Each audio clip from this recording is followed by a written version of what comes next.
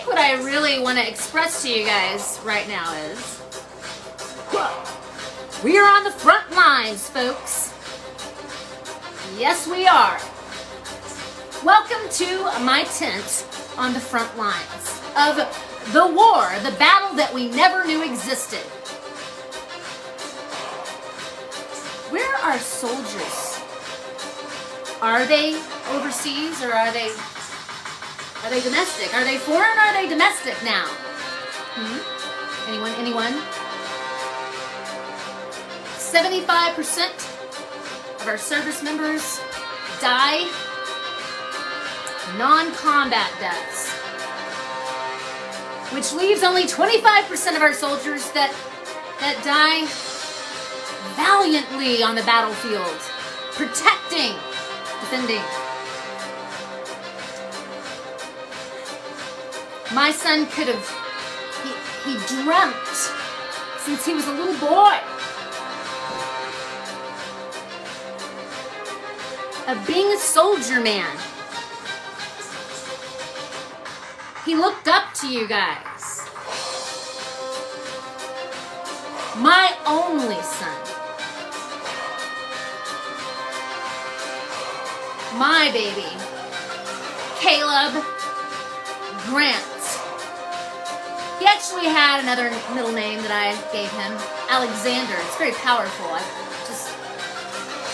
Caleb Grant Alexander, and he was born Caleb Grant Alexander Jackson. That's my son. And you can call him Command Sergeant Major. I know he was only a PV2, but let me just tell you about my son. My son Caleb was a warrior. And let me tell you, he's still up there flying high. And he did get his next assignment.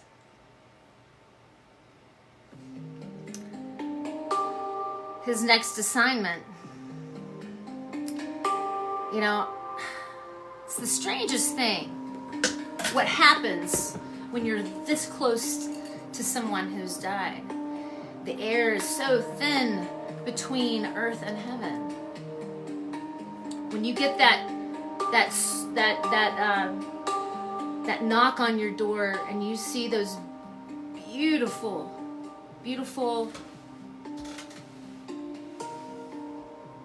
patriots standing on your doorstep, you know exactly what they're there for. Caleb had so much potential, and I believe that we talked about that last week.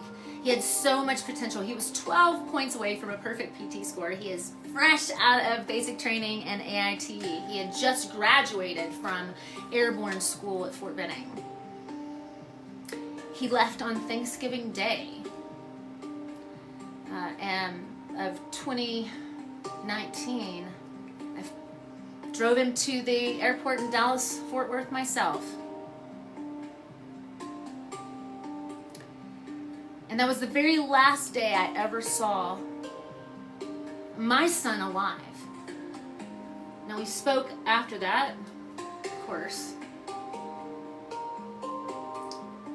So many beautiful people out there. Like the man who offered my son a place to hang out on Thanksgiving when he finally got to, when he was, I guess he was on like a bus or something like that, headed to, he was from the airport to Fort Bragg. I don't know. You know, these things that I wish that I could remember everything that he spoke of, but I try to do my best.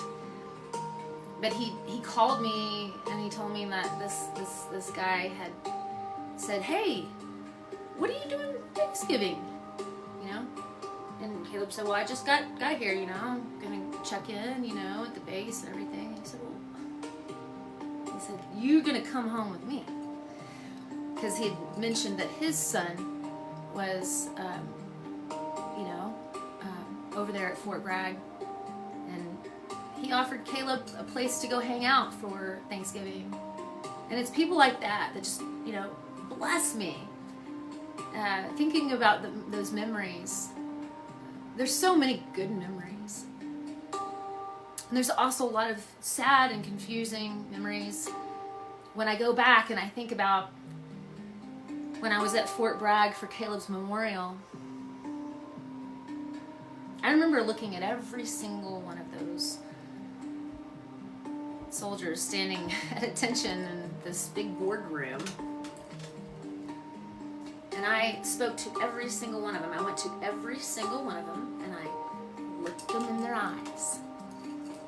And I told them, thank you for whatever it was that you did. They will never forget this. And neither will I. Whatever it is that you did, you know, to help my son or whatever, thank you. Of course, I knew I was in a layer of cobras. I could feel it. But I was playing my cards right. I'm glad I did. Going to begin in just a moment and begin reading Caleb's CID investigation. The exhibit 18, we'll start with exhibit 18, but what I want to say right now is that you can find the introduction to the CID investigation that I give along with the first exhibit. There's I believe 3 videos already out, so this will be the 4th one in this series of CID investigation.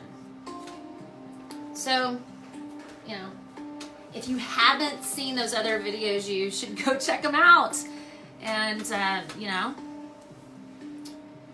track with me.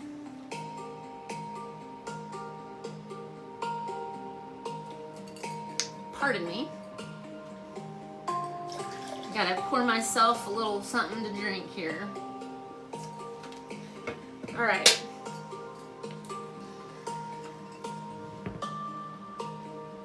You know, Caleb's death date is coming up very soon here. They say that he died on the 21st of January, which gives me a laugh, a little chuckle every time, because, you know, they had to call me. They called me a week later. They waited a whole week. They were so afraid to let me know. Even though they knew the moment they walked in his room that he was too decomposed to be viewable at his funeral.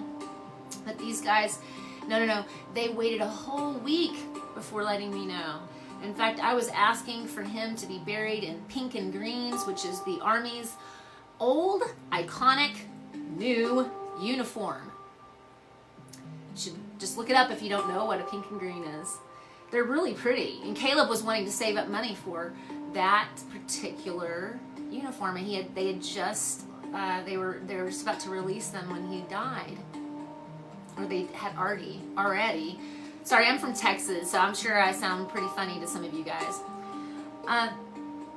So, you know, I mean, I was asking for pink and greens. I asked my congressman, because he had already called me about 10 o'clock at night, about, I guess it was the 23rd, it was the 23rd that he called me, because the 22nd is the day that I was notified. Of course, on the 21st, they found Caleb's body in the afternoon. Anyway, I don't want to spend too much time giving you too much backstory, just because I know that you can go back and you can listen to those other videos, and I'm trying to do these videos so that you guys can, you know, if someone wants to listen to the investigation, they can just go back. That's kind of how I like to do things. So, anyway, we're going to start at Exhibit 18 now, okay? Last week we talked about the state of his room. And it's going to continue, and there's just different, you know, statements that are given. But, of course, everything is redacted, and I have read this statement before, but, you know, for those of you who need to hear it again, just because this may explain maybe why they redact the things they redact. page here. The names of law enforcement personnel, as well as names of Social Security numbers and other personal items of information of third parties, are withheld pursuant of the FOIA exemption 6 and 7. It gives a bunch of ABCs and numbers and blah blah blahs, which protect the personal privacy of other individuals mentioned in the report. So basically, they're redacting anybody else's name that's mentioned in the report beside Caleb, and sometimes they even redact his name. I think it's really hard to understand sometimes. It's funny that they would be able to get away with this. It surprises me that some of these people graduated from high school. Talking about people writing reports, I don't get it. Wouldn't you want somebody to do a good job? Oh, I guess not, because you want to sweep it under the rug. You want it to be as confusing as possible. It continues, and it says to withhold identification numbers of special agents, as well as investigatory records or information compiled for law enforcement purposes, where the techniques or procedures of law enforcement investigations or prosecutions would be disclosed. Okay. Moreover, this is very interesting right here. Moreover, disclosing the withheld information would name and interest protected by these exemptions. Oh my Lord. I don't know why. If nobody else is laughing, I don't know. It's just, I'm not really laughing to laugh. Like, anyway, it's just so jaw-dropping and audacious that I just have to laugh. There's nothing else to do except for do this, what I'm doing right now, which is to read this beautiful CID investigation to you. We'll start at Exhibit 18. One more little sip here. Good gracious. I've been teaching all day, guys. I'm a teacher, and I continue to teach. Here I am educating you guys about non-combat deaths, and I've been teaching art, elementary art, all day.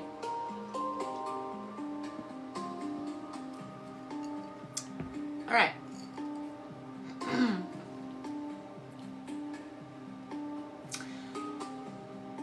About 0800 on the 22nd of January 2020, Sergeant Redaction collected the voicemail provided by PB2 Redaction. I'm going to go ahead and tell you who PB2 Redaction is. It's PB2 Martinez, and it's a female paratrooper. I have evidence, and I have met her, and my whole family's met her on base at Fort Bragg at Caleb's Memorial. I have pictures with her standing in her arm. PB2 Martinez had witnessed or had collected a voicemail from Caleb, so it'll explain more. Which was documented on an EPCD ND colon 44-20. Agent's comment: due to the quality of the voicemail, Sergeant Redaction was unable to understand what PB2 Smither stated. Can I tell you? Okay. I think I just need to go ahead and do this.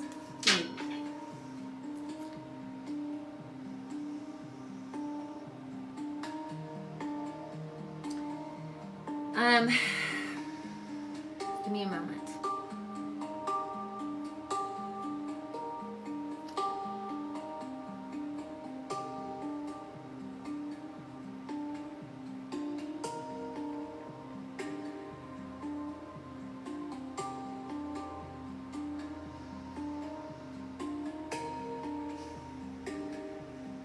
Well, I was trying to find...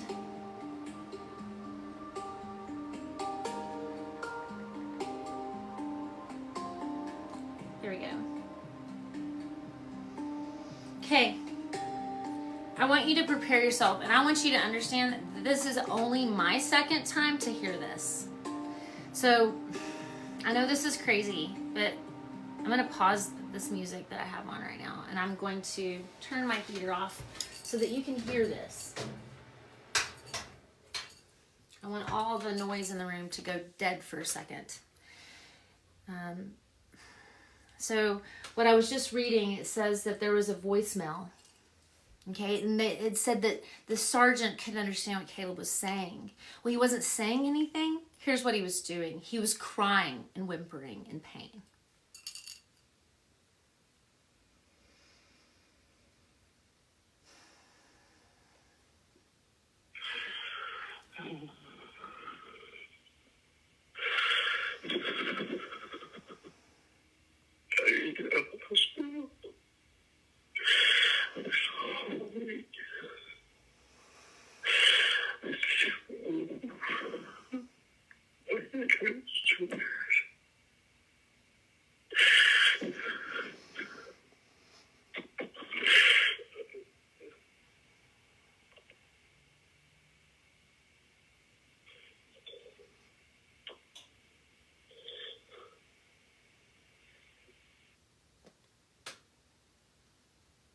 I hope you heard that. I need someone right now to let me know.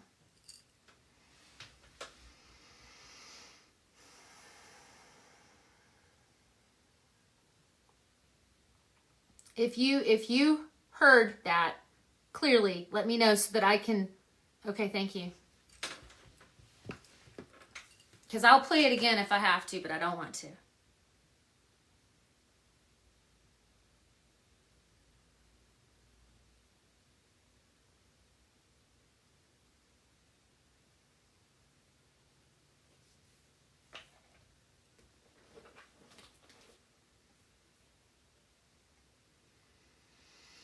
Thanks for being here with me, guys.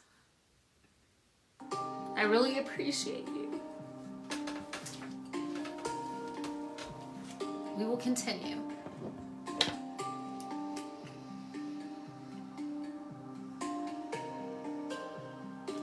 So, it was a whimpering cry, is what you heard. And unintelligible things that he was trying to say because he couldn't say anything. He was just he was beside himself in pain. And this young lady says that she didn't get this email or this message until the very next day. Whatever.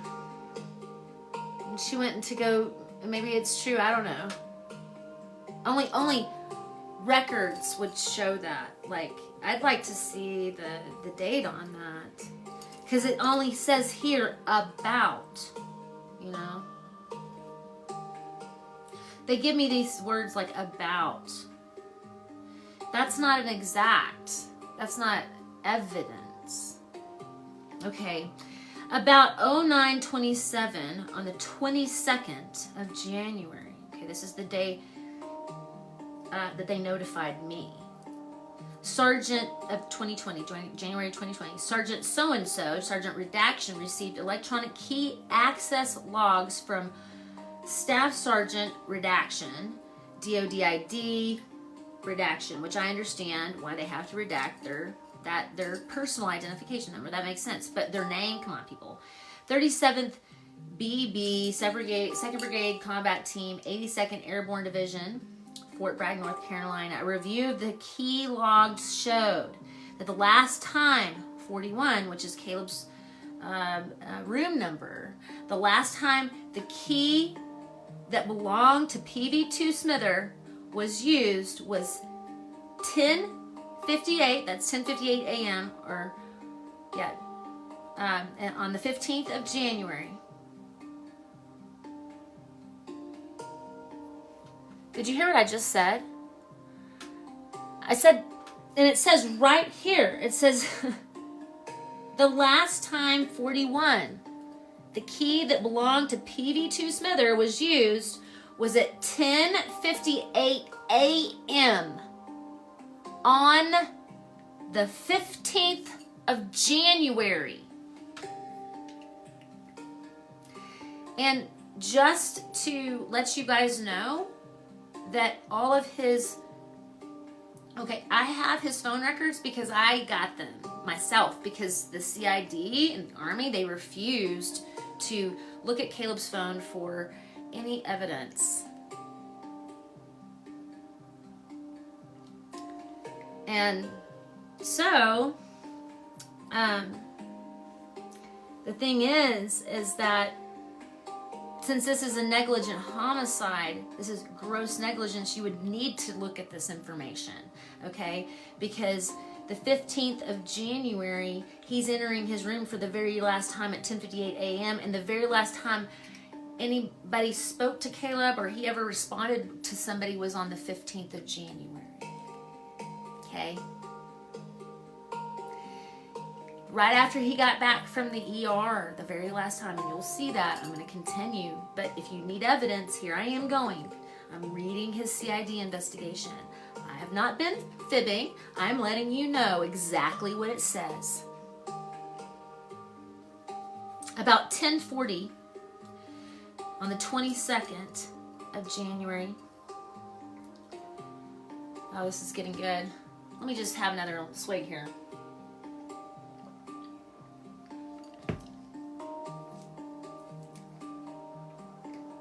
Sergeant Redaction interviewed Specialist Redaction, who stated that he was PB2 Smithers' roommate. Specialist Redaction stated that he had known PB2 Smithers since approximately the end of November or the beginning of December, and that would be correct, of 2019, because Caleb got there on Thanksgiving Day of 2019 when he arrived at Fort Bragg, North Carolina. Specialist Redaction, we're still talking about his roommate, stated that he and PB2 Smither were more like acquaintances than friends due to just meeting each other and the difference in their schedules. Okay, all right. Specialist Redaction states, and this is again his roommate, that they both had seen each other intermittently throughout the Christmas break. Specialist Redaction stated that on Christmas Day, let's see here. Specialist Redaction stated that it was PB2 Smithers, let's see here. Yeah. On approximately the 27th of December, Specialist Redaction states that he had gone to see the new Star Wars movie with PB2 Smither. And since that point, Specialist Redaction, which we're still talking about his roommate, states that they saw each other in passing, but did not really hang out.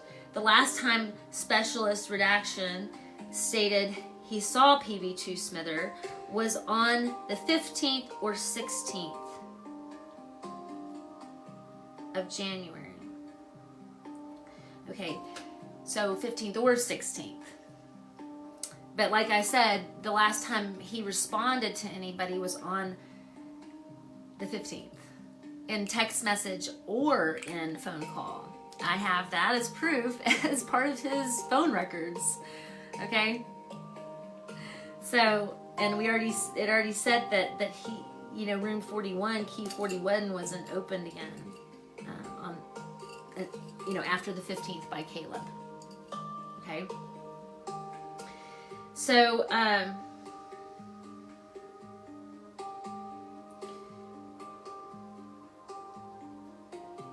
he says he saw he said he saw Caleb on the 15th or the 16th in the middle of the day. Like I just said, there's no way it could have been the 16th.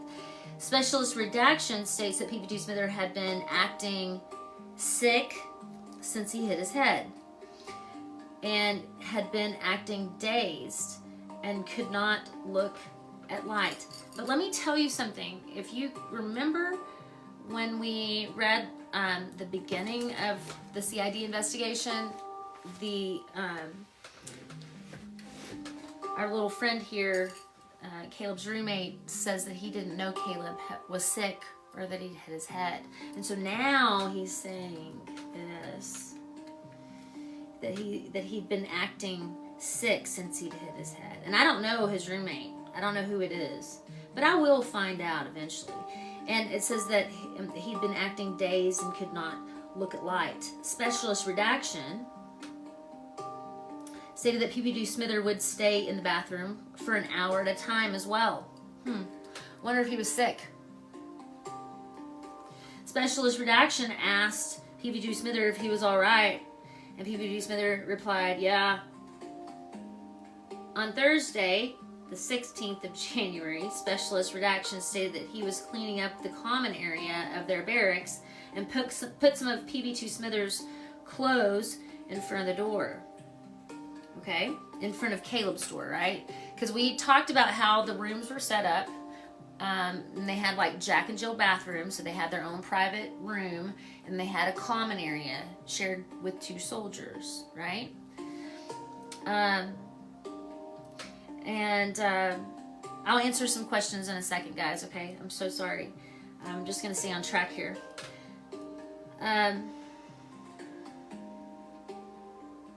So his roommate puts the clothes in front of his door, right? Okay, so he puts clothes in front of his door. Just going to read what it says. The next day, Specialist redaction states that he put a note on his door asking him to clean his room and the microwave due to an upcoming room inspection. Okay, so knock, knock, knock. Hey, Smither, are you in there? Knock, knock. Smither, are you in there? Okay, he didn't do that, no. He just put a note on his door. Okay, that's what he did. And he knew that Caleb had been sick. So Specialist redaction states that both the clothes and the note on the door remained there through the weekend. That means Caleb could not have opened the door, right? So if they remained there through the weekend like that, don't you think that maybe that would have been like, whoa, like there's really something wrong here, right? Okay, like what is this dude doing? Why is he staying in his room this whole time? Like I'd be freaking out. I'd be like, dude, get up, come on. Like clean the microwave. Pick up the space, like get your clothes. We're about to have an inspection. I'm not taking ass for you, man. Come on. Why wasn't he doing that? That's what I don't understand. Specialist, so he says that all of that remained at the there through the weekend, which made Specialist redaction think PB2 Smither was out of town. Okay, Caleb didn't have a car. He didn't have a car. He didn't drive. He didn't have car insurance. I know that you can go, like, get a ride somewhere, but come on. If you know this, he's been sick, his clothes have been sitting there this whole time, you have a note on the door, the microwave is still dirty, you think he's out of town? Okay. Really? We got some real smart paratroopers here, folks. I think there's a lot of folks that need to lose their jobs. That's what I think. Specialist redaction states that he spent Friday evening and that night at a friend's house. Okay? So still too far. So let me just show you this, guys. Let me show you the date here, because this matters. This matters. This absolutely matters, because we're talking about decomposition, and that matters. When you're in the 5th stage of decomposition, you don't get a pass on this, guys. Come on. You don't get a pass. Okay. So I said the 15th of January was the last day Caleb enters his room. That is a Wednesday. This fool is saying, he's saying that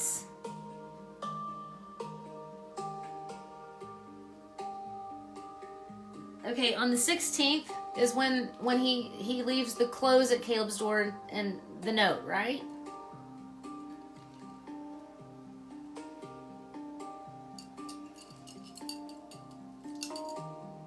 Sorry, I'm just trying to get my bearings, guys. I lost my place because I got excited.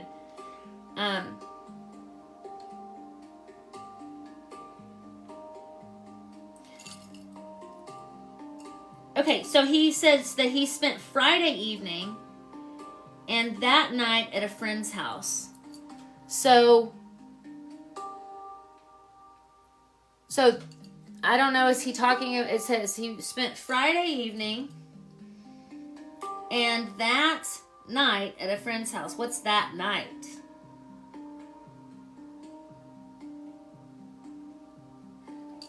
Is that night the 16th? Because he said Friday evening, he spent Friday evening and that night at a friend's house.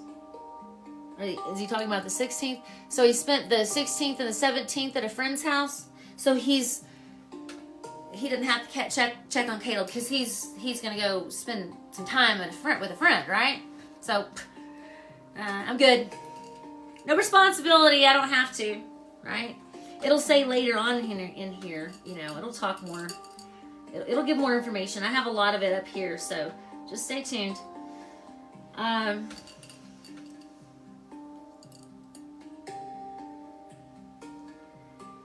Specialist redaction, this is still his roommate we're talking about, states that the friend was Miss Redaction and his friend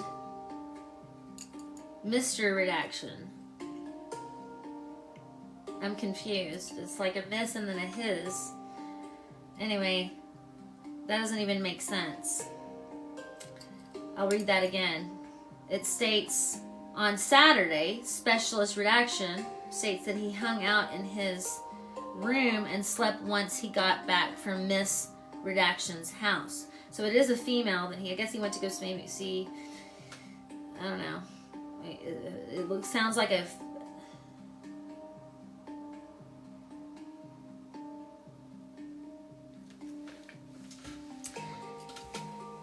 I don't know, two people that are redacted. He went and it just says that Specialist, which is his roommate, states that it states who the friend was, but it's redacted, and his friend, roommate, and slept once he got back to Mrs. Anyway. On Saturday, Specialist Redaction states he hung out in his room and slept once he got back from Miss Redaction's house. Okay?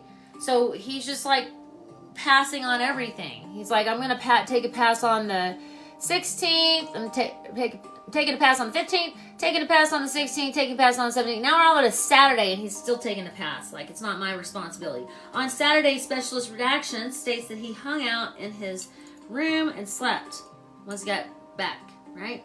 Specialist Redaction states he went to watch the UFC fight at Buffalo Wild Wings with his friends. Specialist Redaction.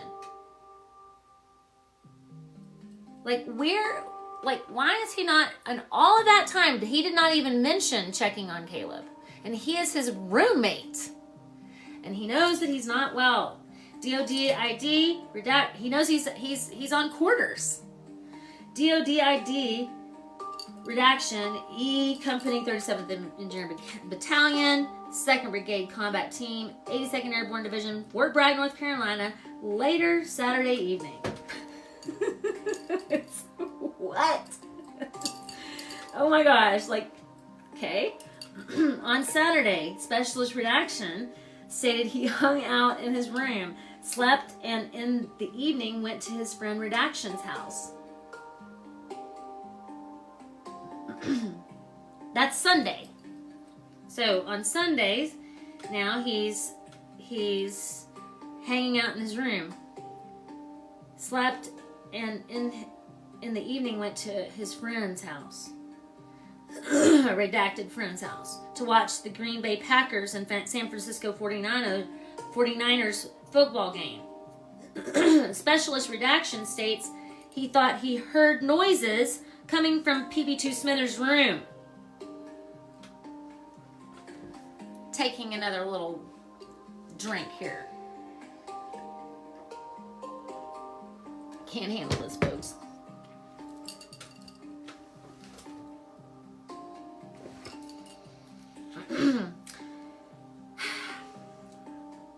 I'm going to read that again. Specialist redaction states that he thought he heard noises coming from PB2 Smithers' room. Specialist redaction described the noises as thumping, moving around, or footsteps. Okay, note that this is happening on Sunday. When is Sunday? That's the 19th of January. Let me see here. Let me make sure that's the right date. Sunday, yeah. Sunday he's talking about that he stated that he hung out in his room and he slept in the evening, went to a friend's house, watched the Green Bay Packers 49ers. Green Bay Packers and San Francisco 49er football game. Specialist redaction states that he thought he heard noises coming from PB2 Smithers' room. Specialist redaction describes the noises as thumping, moving around, or footsteps. Specialist redaction was not positive they were coming from PB2 Smithers' room, however. Okay.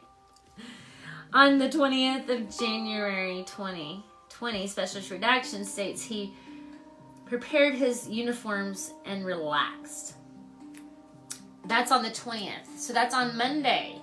So he's prepared his uniforms and he's relaxing on Monday. That would be right here. The 20th. Okay. Last day, let me just remind you, last day, 15th was the last day Caleb ever enters his room, a response to anybody, whether by text message or phone call. Moving on, all this time, you see, through Wednesday, Thursday, Friday, Saturday, Sunday, I'm backwards here, Sunday, Monday. So we're now to Monday, which is the 20th. And he says that he prepared his uniforms and relaxed before beginning the work week. Additionally, specialist redaction states that the barracks room began to stink.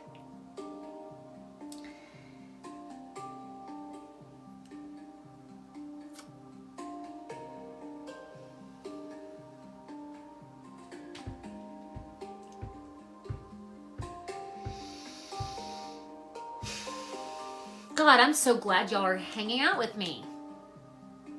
You guys are offering me so much support. Thank you. Specialist redaction states that he tried to use Febreze to make it smell better in the common area. Remember, he was in the 5th stage of decomposition. He was putrefied. He was mummified. And his roommates spraying Febreze to cover up the smell of his dead body. To make the common room smell better. He's heard noises. He's been literally available, really, to check on Caleb every step of the way. He knows. He should be held responsible. And let me tell you, he was not and is not. And he should have lost his job. Yes, I do believe that. Sorry if anybody out there doesn't agree with me on that, but I do believe, and I'm not talking lose your job and get moved to a different, like job in a different base. I'm talking about a dishonorable discharge. What would we do in the civilian world, guys? Come on. Come on. Let's not be ridiculous here. So he's spraying Febreze to make it smell better in the common area. On the 21st of January, okay, it states here that specialist redaction knows more of a foul smell. I wonder why. Specialist redaction states that he left around 03:30 to 03:45, okay, to go to the DFAC for breakfast shift. Later in that day, after specialist redaction shift, he was at the motor pool, and Specialist Redaction requested his room key to check on PV2 Smither. When he was there the whole time, somebody else had to request the roommate's room key, okay, to go check on Caleb. Somebody else had to ask the roommate for his key so that somebody could check on Caleb. It's his roommate, guys.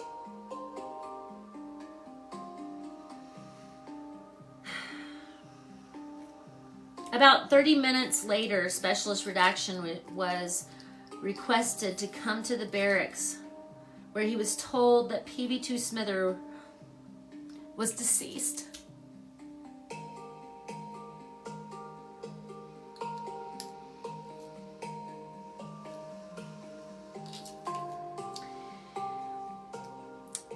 The agent's comments, Specialist Redaction, was visibly upset during the interview, and he should be.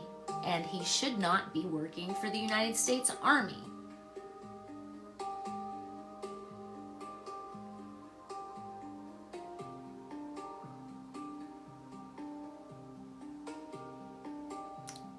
I'm glad that he's upset. He should be.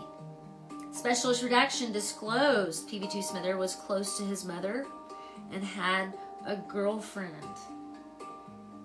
Sergeant Redaction provided Specialist Redaction DD 2701. About 12:09 on the 22nd of January, Sergeant Redaction coordinated with Mr. Redaction, the supervisor for the barracks.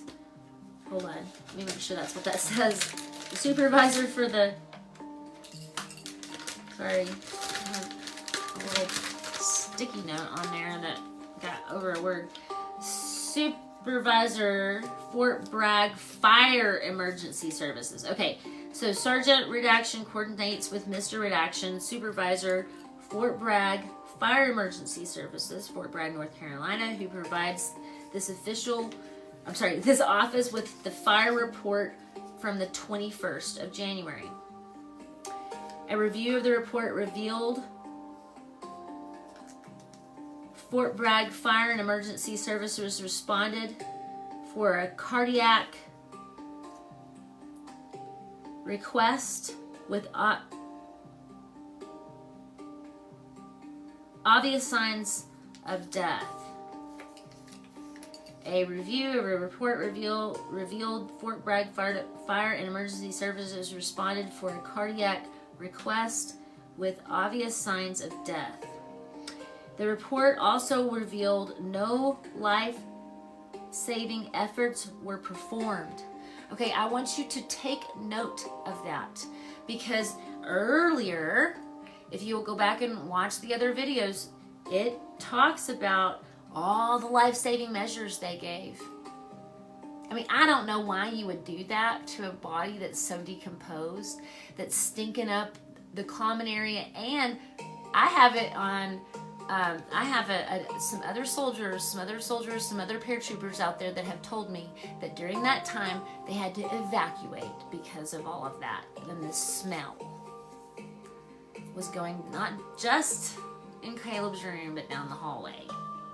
So that's not in this report, but that is what I have been told by other paratroopers who were in that barrack. Okay, and it says here that the fire department says that there was no life-saving efforts that needed to be performed. The report revealed the subject was pronounced dead at 15:02 on the 21st of January. Okay, he died on the 15th, people. I'm just saying. The last time he entered his room, 15th at 10:58, isn't that what we read? I'm not going to get his phone records out right this very second, just because I want to move on. But I will show you those. It's right there. The last time he responded to a phone call or text message was on the 15th of January. Caleb constantly was on, he was on Snapchat constantly. His friends can tell you that. I can tell you that. My God, he took up so much time just Snapchatting everybody, and I loved it. He was so fun. Oh my gosh, what a fun human. And I'm so grateful that he's my kid. But I miss him like hell, and his death date's coming up. About 12:20 on the 22nd of January. Okay, let's just look at the Cali here. Let's look at the calendar. Like, the 22nd is on a Wednesday. So that's a whole week after Caleb's died is whenever they notified me. Why do you think his body was so decomposed? They left him there that long. Okay, we read in the report last week that the temperature of the room and everything, it wasn't hot. It wasn't like a heater was like on, and he would, that you would think that somebody would decompose faster if they're, because of the temperature of the room, right? The temperature of the room was comfortable, normal. There was nothing abnormal about the temperature of the room. In fact, there was a breeze and window was open in the hallway. So, and it says it right here in the CID investigation. I'm not making any of this up. I just keep reading it.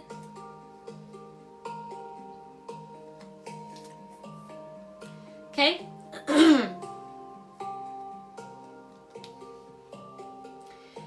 So about 12:20 on the 22nd of January, Sergeant Redaction interviewed Specialist Redaction, who say that he worked with PB2 Smither at the motor pool. Specialist Redaction states that on, oh yeah, okay, so we already did that part, so sorry. No, I guess we didn't, yes. No, we didn't. Okay, Specialist Redaction states that on the 14th of January, he assisted PB2 Smither from the 37th Engineer aid station to the emergency room. What date was that? On the 14th, okay. Due to the order given by Sergeant Redaction, who was Specialist Redaction's squad leader. Specialist Redaction states upon picking up PB2 Smither, he was wearing tinted combat goggles that PB2 Smither informed PFC Redaction that he was wearing these and aiding in relieving discomfort he was experiencing due to his head injury. So this is what Caleb's telling them. Specialist Redaction states that PB2 Smither sustained a head injury while working on the Deuce, which Specialist Redaction further explains was a large piece of machinery that requires mechanical intervention frequently in the motor pool. Specialist Redaction states that he was unsure of how exactly PB2 Smither obtained the injury. Specialist Redaction further states that during the drive to the WAMAC, PB2 Smither complained of poor sleep due to the pain from the injury, and PFC Smither, I don't know why they're saying PFC Smither informed, that's a mess up right there, and it says PFC Smither informed specialist, I think they meant PB2 Smither informed specialist Redaction that he would take cold showers to alleviate some of the head pain. Specialist Redaction states the drive to the WAMAC was quiet. PB2 Smither asked Specialist Redaction to turn off the radio because loud noises were hurting his head. Specialist Redaction states that he waited at the WAMAC for PB2 Smither to be released from the ER. Specialist Redaction states when PB2 Smither came out, he appeared pale and was shivering heavily, but did not appear to be in pain. Okay. So that's okay. not in pain. He's just shivering. Specialist Redaction states that PB2 Smithers stated that he was very cold when they exited the ER. Specialist Redaction states that when they returned to his vehicle, PB2 Smithers complained of cold again. Specialist Redaction turns on the heat, and PB2 Smithers then falls asleep for 5 minutes. We have a soldier here that's hit his head, and he's in the ER for a head injury. And now he's fallen asleep in the car. After he's gone to the ER, I understand, but I don't know. I don't understand why we're falling asleep, why we're letting him fall asleep. But,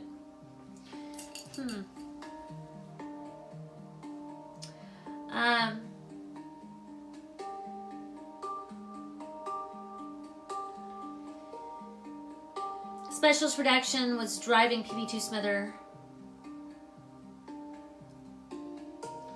PB2 Smithers requested Specialist Redaction to drive slowly because the bumps in the road were painful. So he's sensitive to light, he's sensitive to sound, he's sensitive to movements and bumps. And he wanted to rest. Specialist Redaction states that PB2 Smithers then requested they stop on the way to the barracks for some Powerade because PB2 Smithers was thirsty. Once they arrived at the barracks, even though, anyway, I'm just going to keep reading. I have it all up here. I'm so sorry. I'm going to have to just keep reading. Once they arrived at the barracks building, Specialist Redaction assists PB2 Smithers to his room by walking next to PB2 Smithers. Upon entry to the barracks room, Specialist Redaction states that PB2 Smithers thanked him for his help. PB2 Smithers informed Specialist Redaction informed PB2 Smithers to contact him if he needed anything else. Specialist Redaction states that PB2 Smithers nodded in affirmation and closed the door. When asked, Specialist Redaction states, while in the vehicle, the only conversation between he and PB2 Smithers was pertaining to the radio and to the driving slowly. Specialist Redaction states that this was the last interaction shared between him and PB2 Smithers. And then it says, see sworn statement. Next, it says, about 12:41 on the 22nd of January, 2020, Sergeant Redaction interviewed Corporal Redaction. Okay, this is just going to get so good. By good, I just mean, oops. You messed up big time. Because here I am and I'm reading it on live TikTok. God bless America. So here we are talking to the Corporal Redaction, who states that he called PB2 Smithers on Friday the 17th. Okay, remember I told you he may have called Caleb on the 17th. But let me just say this. Caleb did never pick up or answer because I have his phone records that say so. These people think that they can get away with this. And they're still serving.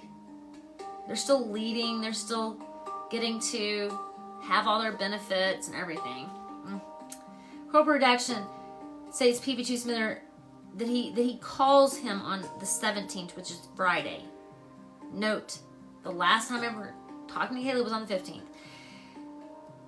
To check up on him because he noticed that PB2 Smithers was not there for formation on Thursday. When did Caleb go in? When was the 14th? Well, you know, that was Wednesday. I'm sorry, the 15th, the last day he ever was alive was the 15th. But of course they're saying otherwise. 17th.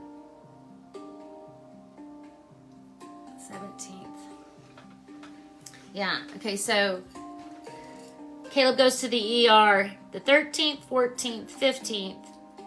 He gets turned away on the 13th. He goes to the, I'm sorry, let me try that again. So he goes to the ER on the 13th, 14th, and 15th. The first time on the 13th, he was turned away.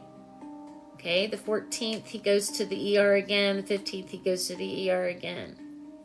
So we just read about one of the specialists who took him to the ER. Now, the corporal is saying that he talked to Caleb on the 17th. However, the last time Caleb ever entered his room was on the 15th, and the last time he ever responded in text message or phone call was on the 15th. Okay, just making a... make note of that, please. Okay. So he notes that Caleb wasn't there for formation on the 16th, right? Wow, you guys are really sharp.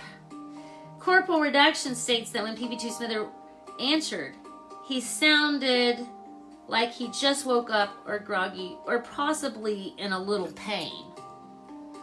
Corporal Redaction, so he's making this up, guys. He's lying. He's making this up because I've proved right there. And I have the phone records right here that prove that Caleb never talked to anybody after the 15th. He could not find... Okay, here's it. Corporal Redaction says that he cannot find a call log on his phone. He says that... He states that he probably used a different phone to call him. Really? No. You cannot do that. No. He didn't use another phone to call him because all of you guys have phones just like mine and you're all in group text message.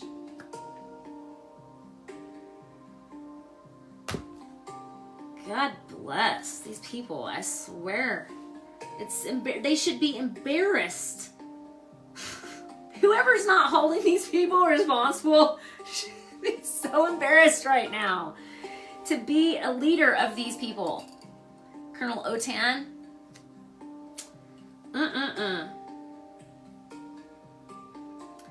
So Corporal Redaction states that the phone call on the 14th was in reference to getting PB2 Smither to the DOD ID.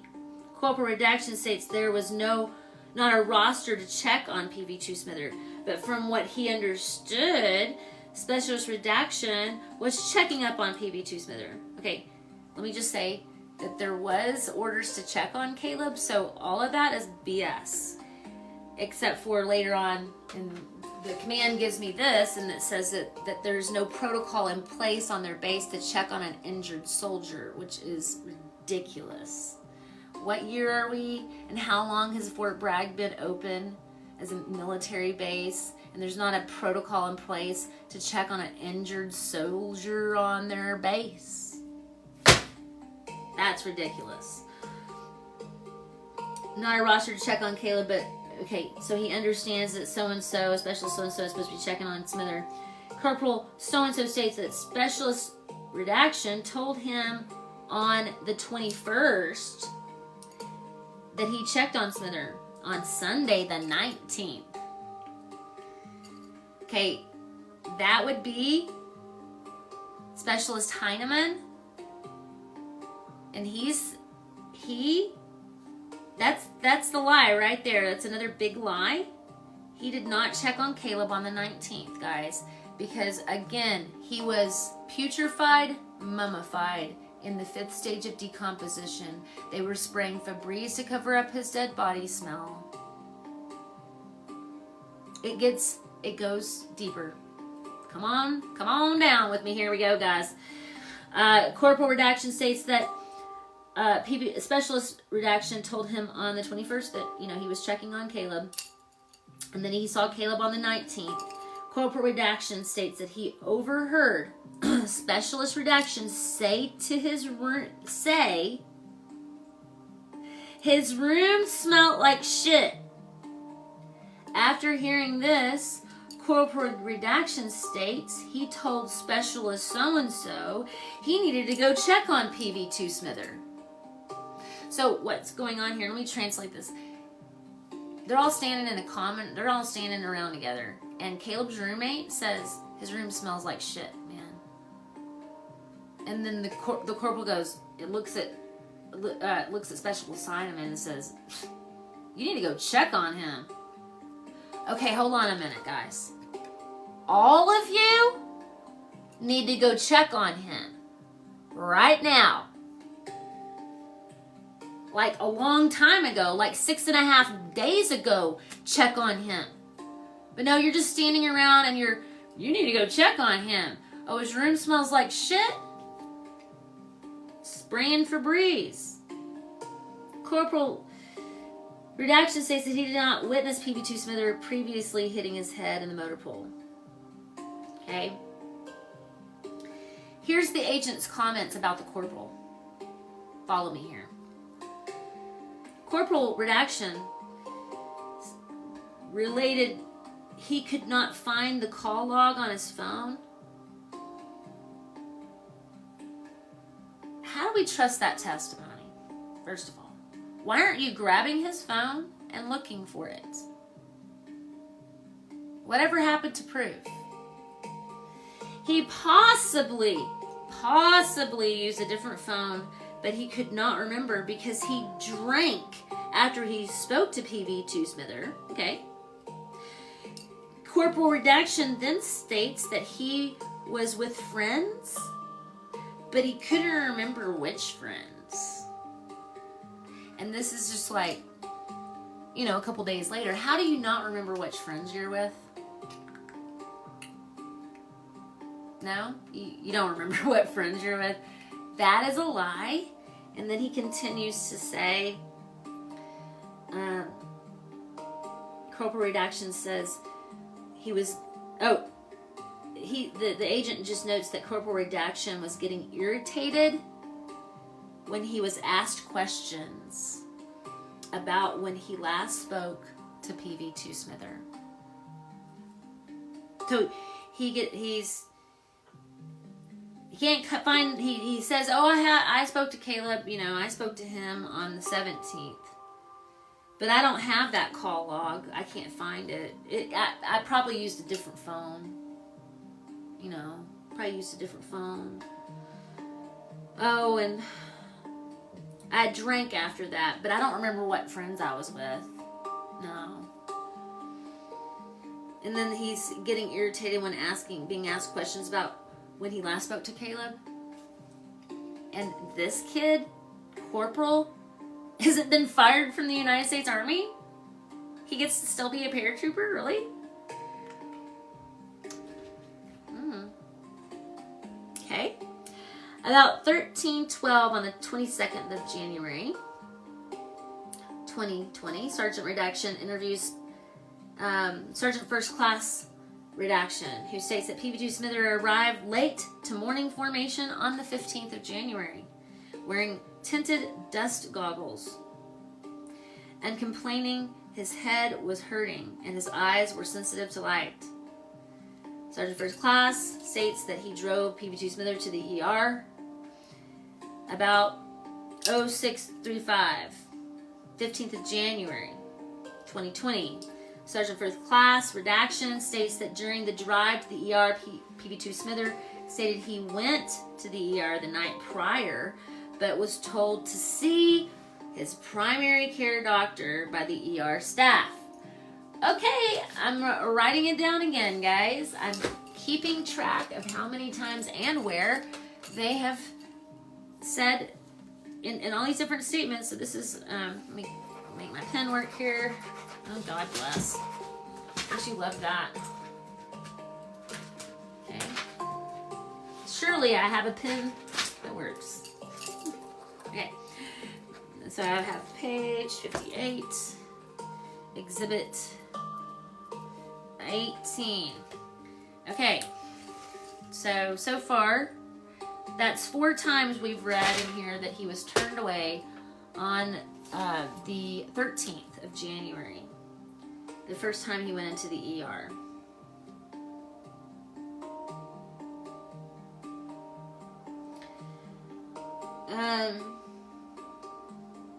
So yeah, it says that it says he went to the ER the night prior, was told to see his primary care doctor the night prior.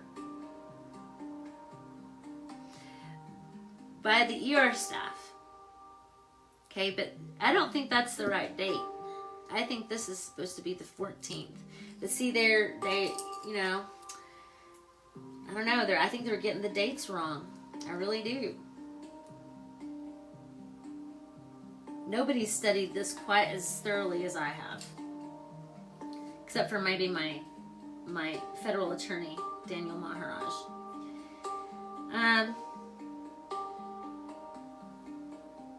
So it says here,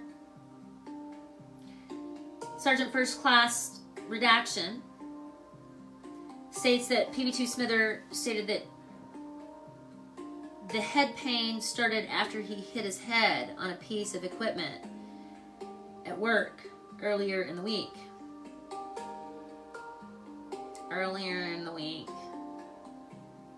Yes, that would be the 13th, you see. Sergeant First Class states that they arrived at the ER about 06:45 and PV2 Smither was seen by a nurse who took his vitals.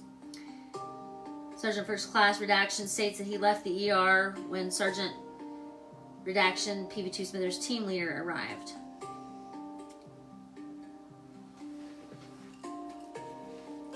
So,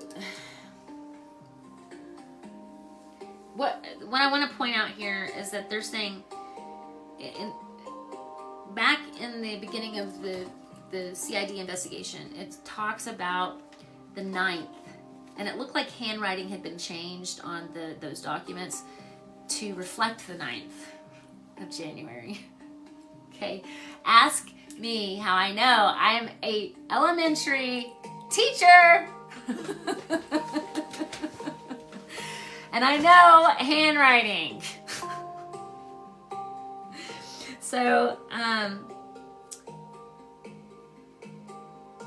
I don't think that it was the 9th that he hit his head. I know it was the 13th because that's actually the day that he mentioned to all of his friends here in Lubbock, you know, that he'd hit his head. He did a Snapchat and had a picture of him with night vision goggles, and he mentioned that he just hit his head. And that was on the 13th.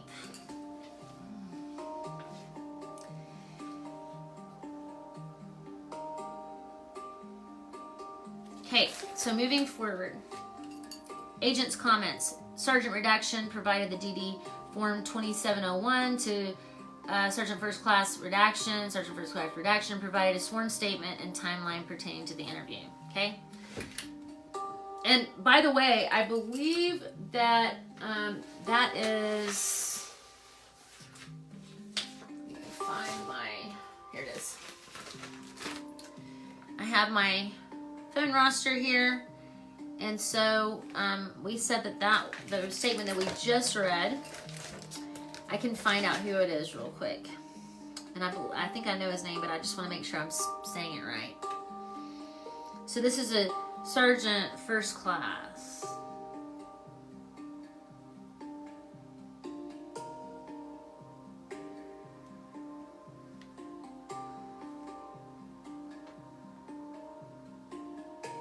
Yeah. His name is Sergeant Bushholtz. Sergeant First Class, SFC. Bushholtz. He was a maintenance control sergeant.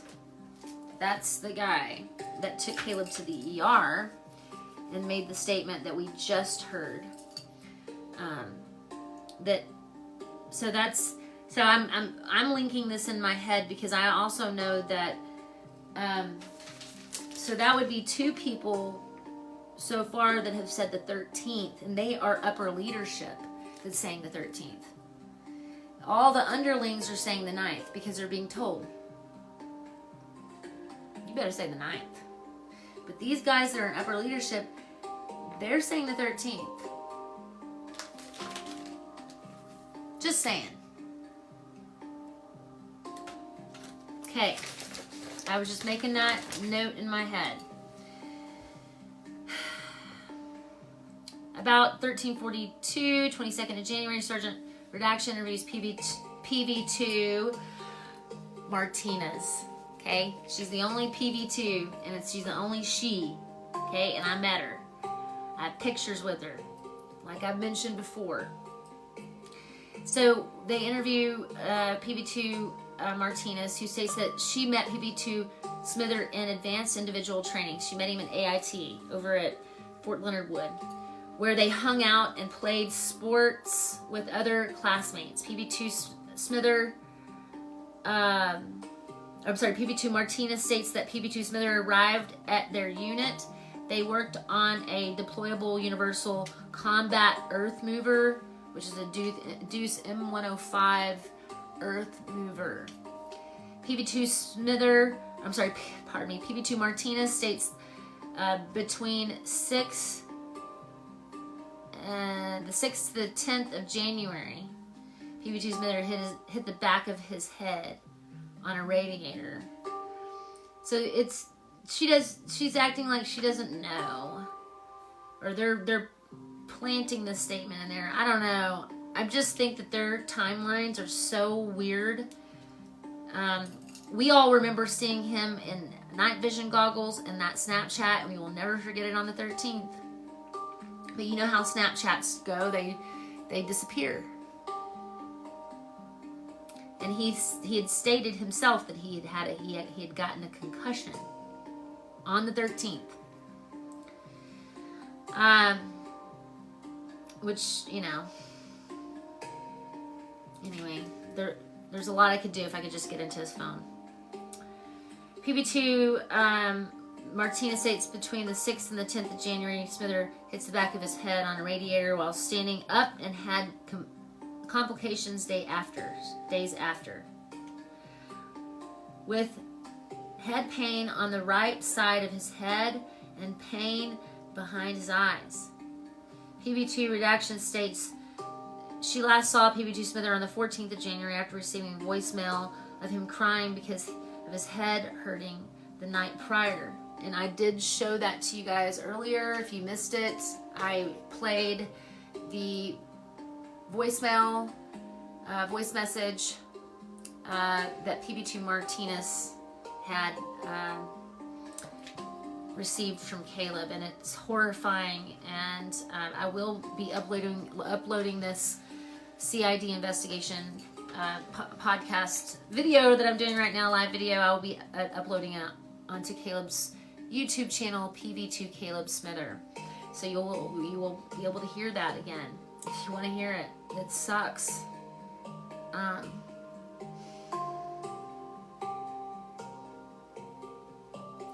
So she goes over to his barrack room and assists him the next morning after listening to the voicemail. Okay, so she goes over and assists him with placing a cold towel on his head to help relieve the pain. Agent's comments. Sergeant Redaction provided PB2 Redaction with the DD Form 2701. That's PB2 Martinez. I'm not going to not say names because I'm a civilian, and in the civilian world, we're allowed to say names. And I'm going to because I know. There's some people I know and there's some that I don't know, but the ones that I think are important, I know. And I will find out more. Agent's comment. Sergeant Redaction provides PB... Yeah, okay. So about 15:18 on the 22nd of January 2020, Sergeant Redaction coordinated with Staff Sergeant Redaction, who stated that key number 41 belonged to the deceased and Redaction belonged to the roommate. Staff Sergeant Redaction states emergency key was in reference to the staff duty key. Staff Sergeant Redaction did not know what mechanical key meant, but assumed it was DPW entry. I don't even know what they're talking about there. Okay, I don't know. There must be a side conversation, or maybe something that's been omitted from here, from this statement. Agent's comments. It says this was in reference to the key logs this office received. Got it. Okay. Got to read further, Miss Baker. Oh, Lord. Like I said, I've been teaching all day. I've been up since 5 o'clock in the morning because I get up and I go work out. That's what gets me going. Keeps my head above water emotionally. About 1627 on the 22nd of January 2020, Sergeant Redaction interviewed Specialist Redaction, who stated that he lied when he previously stated that he saw PB2 Smither on Sunday the 19th of January 2020. Did you guys hear that? Okay, so now he's owning up to his lie. This is Specialist Heineman, I believe. Specialist Heineman states he was tasked to check upon PB2 Smither and felt guilty that he did not. Well,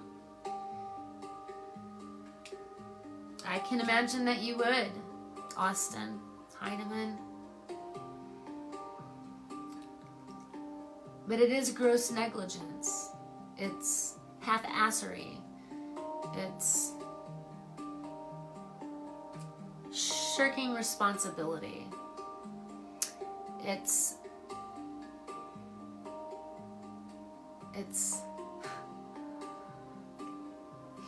blasphemy.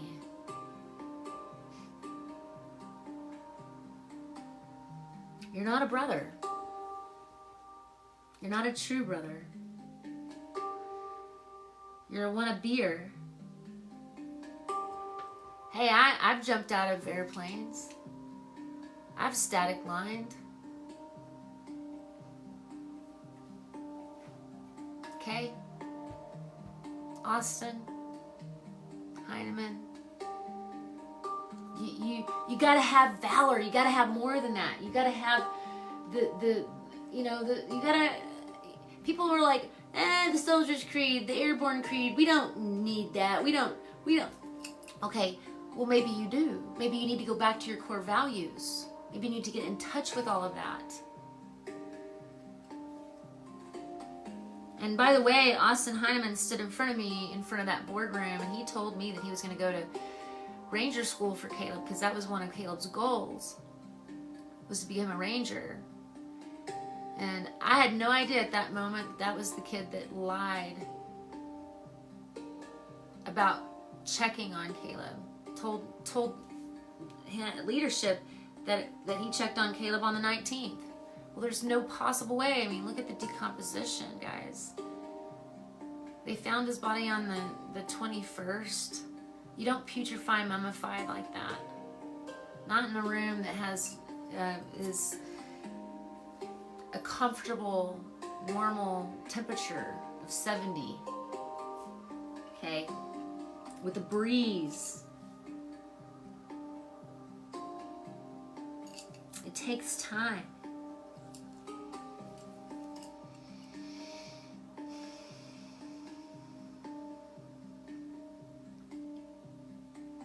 Specialist Heineman states that he last saw or spoke to Smither on the morning of Thursday, the 16th of January, and I think that he lied again.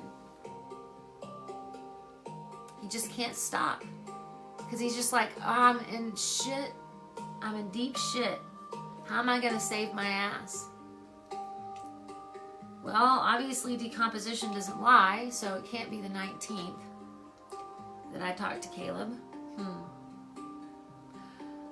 Well, I know it really wasn't the 16th, but I'm going to say it was. It's close. But, Austin, you forgot to think about the call logs, like the actual phone records. You forgot that part, buddy.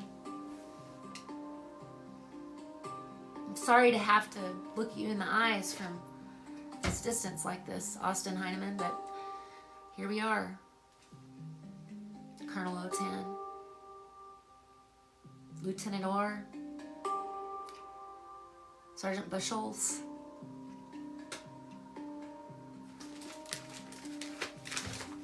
PB2 Martinez, Brandy Martinez.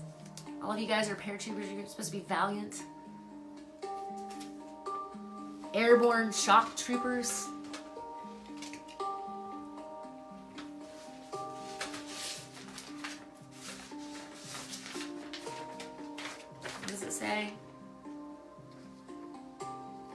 I will never fail a fellow paratrooper.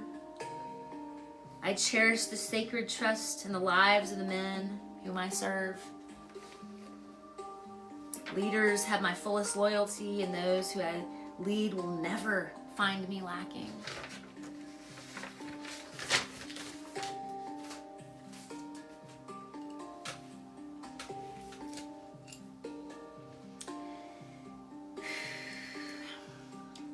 About the 22nd of January, Sergeant Redaction meets with Investigator Redaction. He's a medical investigator, Office of the Armed Forces Medical Examiner. Gives the address, and he meets this investigator at Caleb's barracks in the deceased barrack room. This investigator Redaction, Sergeant Redaction, conducted a walkthrough of the death scene. So the agent's comments is that Sergeant Redaction broke the seal to the outer and the inner door of the barracks room at 1656, released the inner door at 1700, and released the outer door at 1703.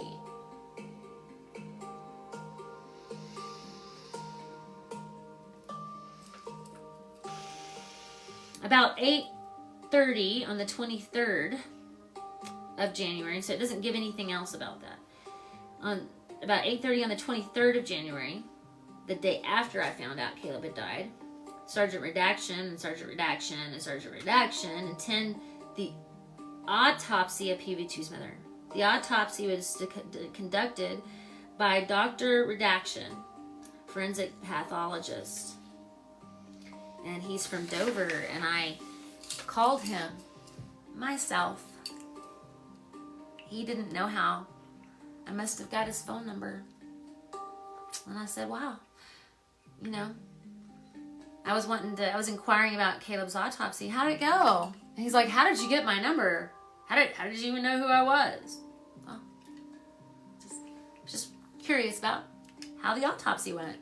How did it go? How did you get my phone number? You can find a lot of things out through the internet these days. At least that's my answer.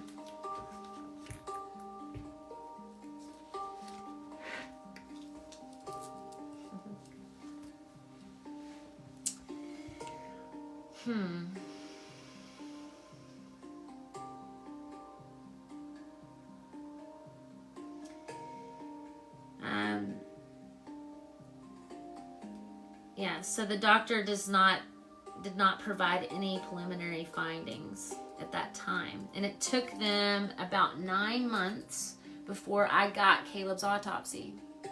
9 months after Caleb died, I finally received Caleb's autopsy. Don't you think that's a little ridiculous, guys?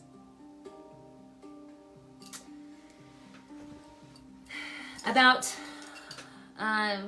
it says 1000, I don't know how to say that. I'm not in the military, so anyway. 10 o'clock, maybe? 27th of January, 2020, Sergeant Redaction obtained the CAT scan for 15th of January 2020 and the 22nd January 2020, along with the radiologist report. A review of the report revealed there were no abnormal findings. Okay. Yes, there were. There were abnormal findings, guys. There was swelling in the sinuses, and that is a dead giveaway for maybe like you need to do a blood test and check for meningitis at that point. But okay, like I mentioned before, Caleb already had his meningitis vaccine and so on and so forth. So anyway, I found that discovered that when I ordered his medical history through FOIA. That's the Freedom of Information Act. And anyway, that was another process. But I did have that and called them on it.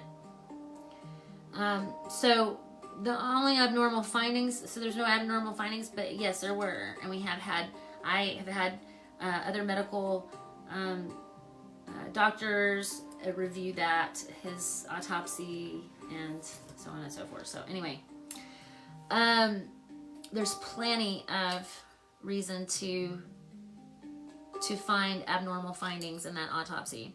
Okay, about 11:45 on the 28th of January 2020, Sergeant Redaction coordinated with Miss Redaction for Bragg EMS, who provided this office with the EMS run sheet. A review of the EMS run sheet revealed that PB2 Smithers' roommate returned home to the barracks to find PB2 Smithers deceased and say that PB2 Smithers had hit his head about a week ago and was treated for a concussion at Womack.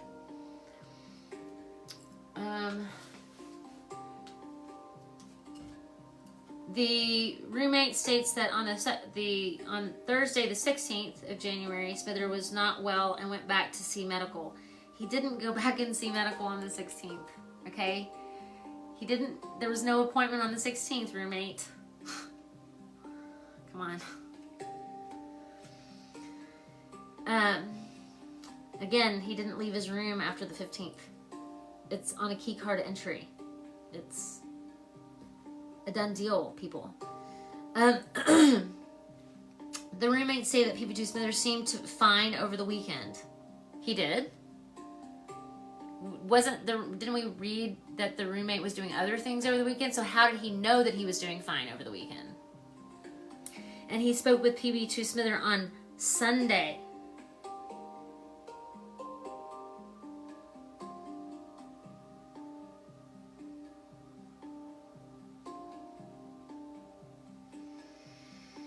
He was,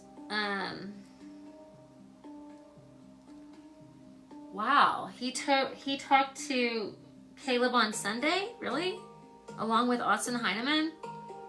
Both of those guys. I mean, there's no way they talked to Caleb. So that's 2 people caught in a lie. Actually, more than that. Like, are y'all tracking with me here on this? Like, these kids, they're not being held responsible. They're not being held accountable. They have not lost anything. I've lost everything. I've lost so much. And so many of us have lost so much because of Caleb's death. They didn't have to lose anything except for a brother. But they didn't want him anyway. Because they didn't care about him.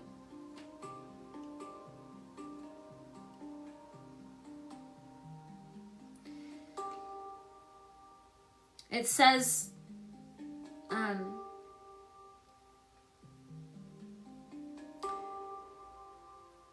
First Sergeant Redaction confirmed that PB2 Smithers hit his head on a bulldozer. The run sheet further revealed the unit physician assistant say that PB2 Smithers underwent an MRI, but the results were unremarkable. Again, they were remarkable because it's noted in that particular MRI that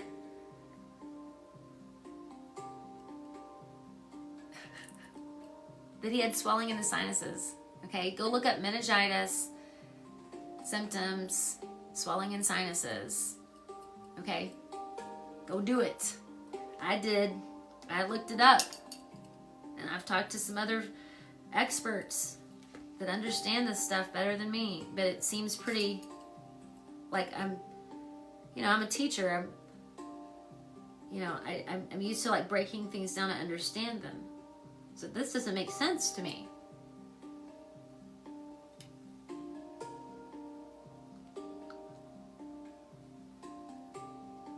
The run sheet also says that the run sheet also states that PB2 Smithers was found in supine on the floor with obvious signs of death. Duh. And discoloration, not sustainable with life.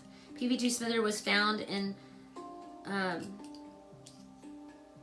a contorted, contracted manner with fingertips touching his shoulders, so like this.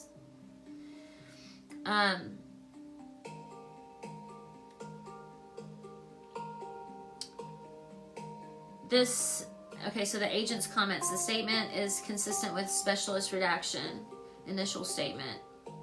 EMS possibly mistook specialist redaction as a roommate since specialist redaction was at work when PB2 Smither was found deceased. No. They're trying to say now that his roommate wasn't the one that made the statement on the EMS run sheet. And that the EMS got it wrong. Or whatever. Probably got it wrong. Probably. Is that factual? Or is that like, I guess.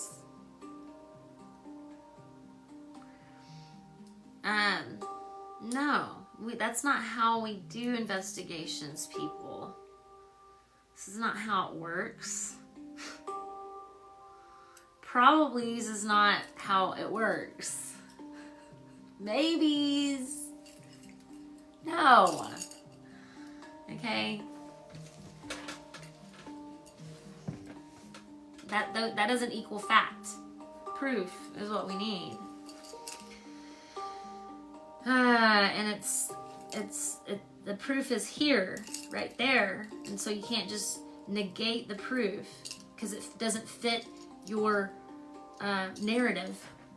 Don't negate the truth because it doesn't fit your narrative.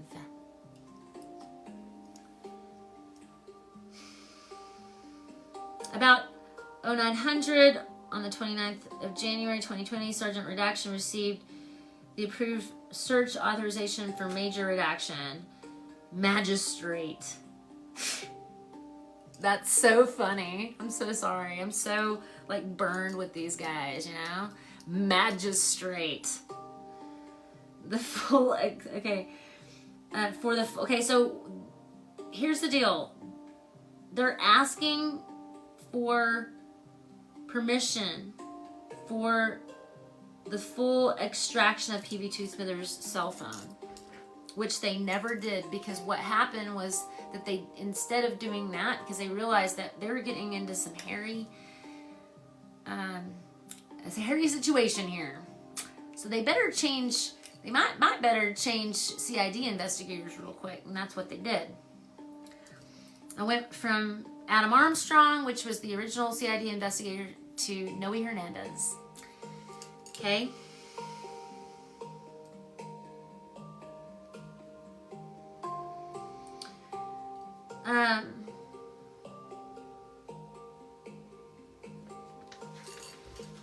So sorry.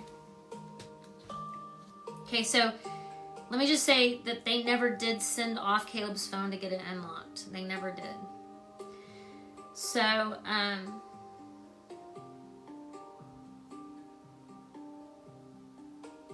it says that 0900 on the 31st of January, Sergeant Redaction sent a lab request to Digital Forensic Examination for the extraction and examination of the cell phone.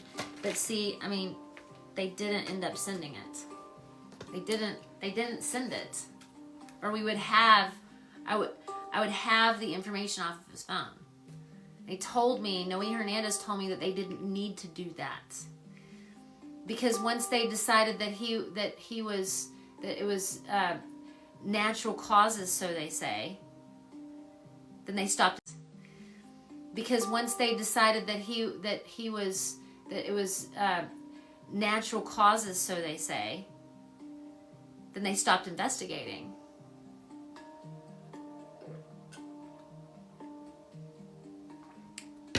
I don't know why they would stop investigating when it's gross negligence.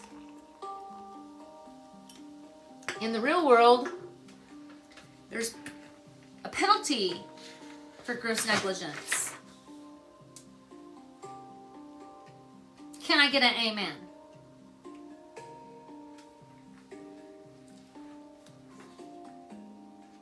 Okay, so the DVD. Okay, so this next piece of this next document. Let's see. Oh wow, look at us. We just went straight. Okay, hold on. Let me go right here. So we just finished Exhibit 18. OMG, we just did that. What time is it? It's 8:42 Central Time. Okay. So like what? An hour, 45 minutes or something like that. I'm going to go ahead and stop right there and look at your questions and such. And, you know, we'll pick up where we left off there next week. And I'll continue to read. We've got plenty more to read right here. And I have a couple more investigations to read.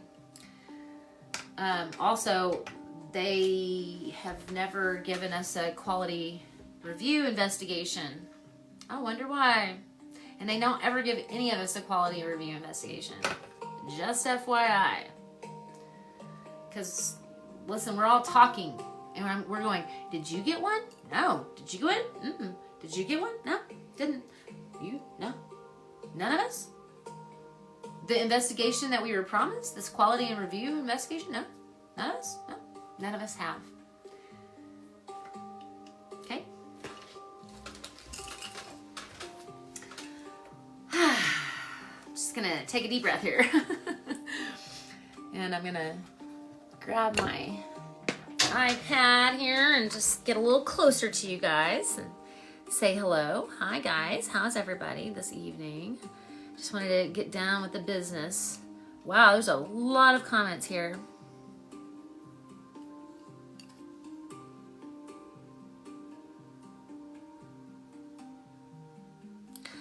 Well, okay, so Ashley, yeah, well, you don't think it's anybody's job to check on, pardon me, you don't think it's his job, the roommate's job to check? Well, it was, the thing is that when you're given, like, when you're in the same proximity as somebody, that close, and you know that they're sick, okay, human kindness, right? Like, let's get in touch with human kindness. Ma'am, what is your name, Ashley? Oh, please, Ashley, let's get in touch with human kindness, ma'am. Okay? Like, humankind be both, all right?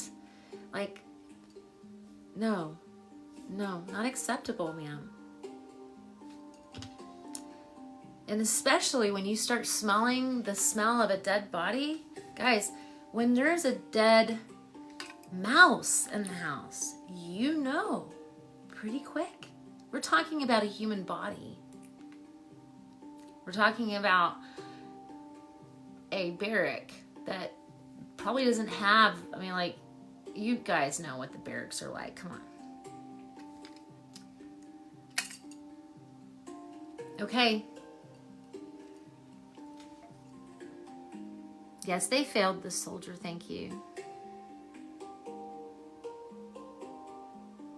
That is true. There was. But when you're giving, okay, so my friend here, RSW,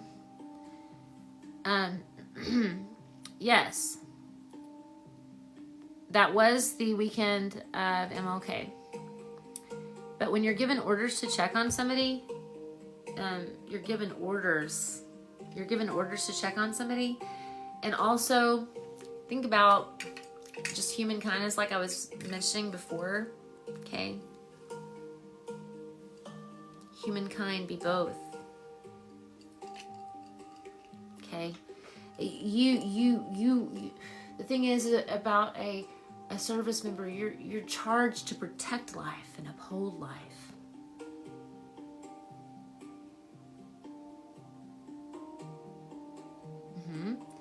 So why is everybody like, yes, it is a holiday, that's right. So do we shirk responsibility on a holiday when you're there? And no, yeah, you do.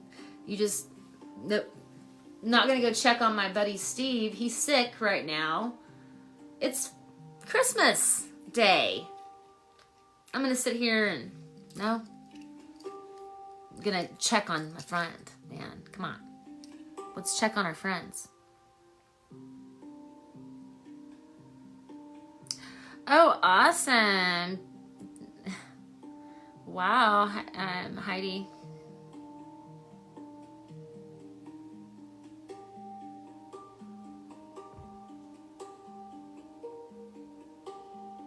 Right.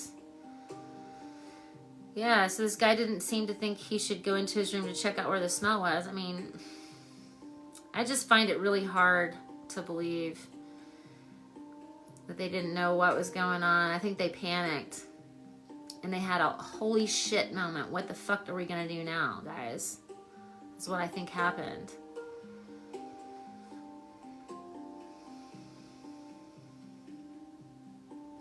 Well, I don't think so when you're that sick, Rabbit. I know that the barracks may stink. I've heard a lot of awful things about the barracks, but, you know,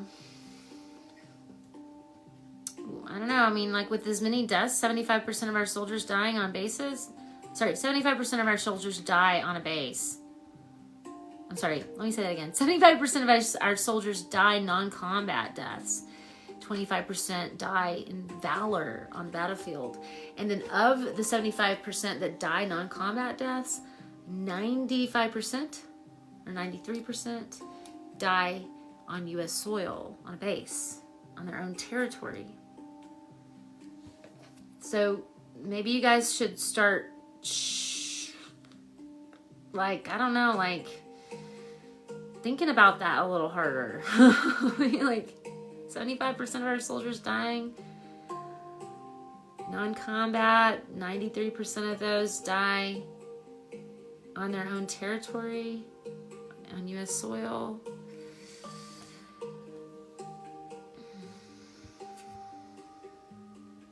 Yes, exactly, sister. I love what you said there, gorgeous Tasha. I'm high-fiving you, sister.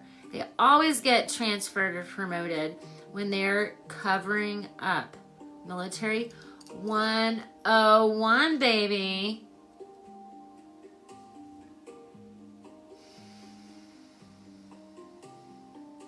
You have to commit a high-level felony, okay, to get a dishonorable discharge in the military these days. Well, whatever. They don't need to be working for the military. Corruption without justice in the military.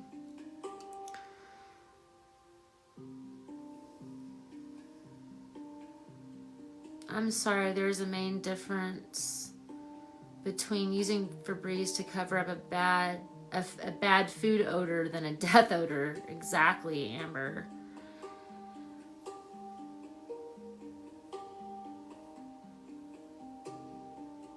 Exactly, Matthew. And Matthew, you're one of Caleb's brothers.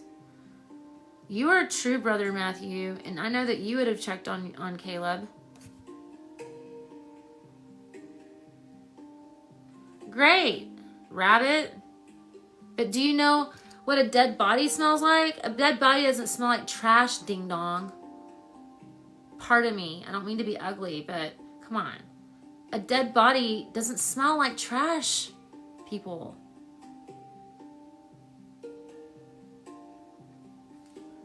Rabbits, no rabbits. I'm sure you're awesome. And I'm trying not to be ugly. I'm a little ornery sometimes though, so just bear with me, Rabbit. But no. Dead bodies smell different than trash, sir. The death smell never clears. Thank you, Amber. I know. Why wasn't the room inspection not done? As an NCO, we did it once a week. No exceptions. Exactly. Like, what the hell? Like,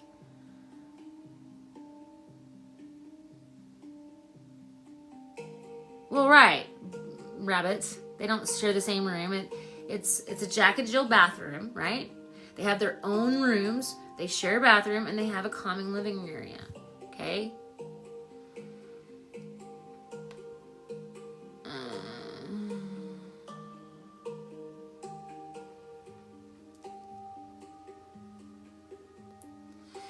Well, okay, yes, but again, I'm trying to make a point here.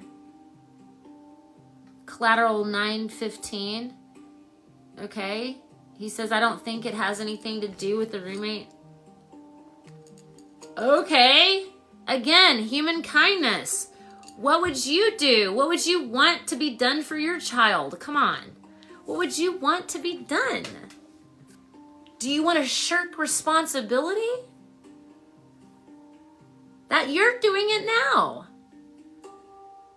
You understand? It's just like, it's not his roommate's fault. We'll just shirk responsibility. Even though in the investigation it talks about him, first of all, at the beginning of the investigation, the roommate says he doesn't know that Caleb had hit his head. He doesn't know. I didn't know anything. And then later on in the investigation, when he goes and starts answering questions, he knows. And then he admits it, that he knows. There's a lot of people that are lying their asses off here, people. Come on. You guys are giving him a break on that? No. I'm sorry. Come on, break it down. And ask yourself, if it was your child, what would you expect? Is it the best that you can do for your child? What was done for Caleb? That's the best that you could do for your child? Really? Okay. I don't think so, sir.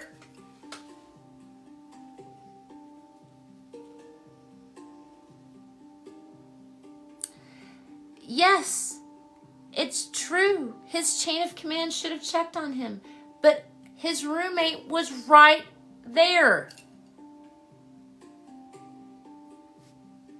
Don't give his roommate a pass on this.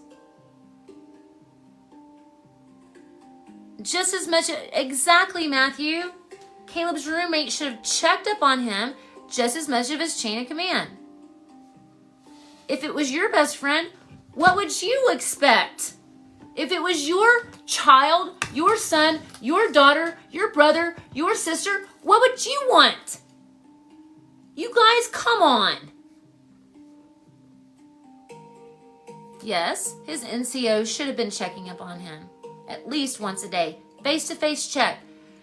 Oak Tree Counseling or something. Go to him. He can't go to the Oak Tree. You go to him. Godly.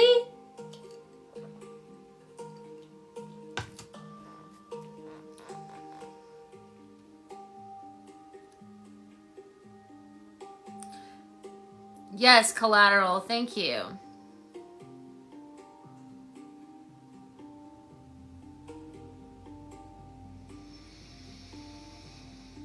Yeah. He went to the ER 3 times. First time he was turned away. Thank you so much. You, Tasha, I really like you. And look, I don't know if that's your real picture, but you are drop dead motherfucking gorgeous girl. You are a gorgeous lady. Let's see here. Oh, yep, he's a staff sergeant now. Who am I speaking to here? I'm gonna have to, let's see, screenshot.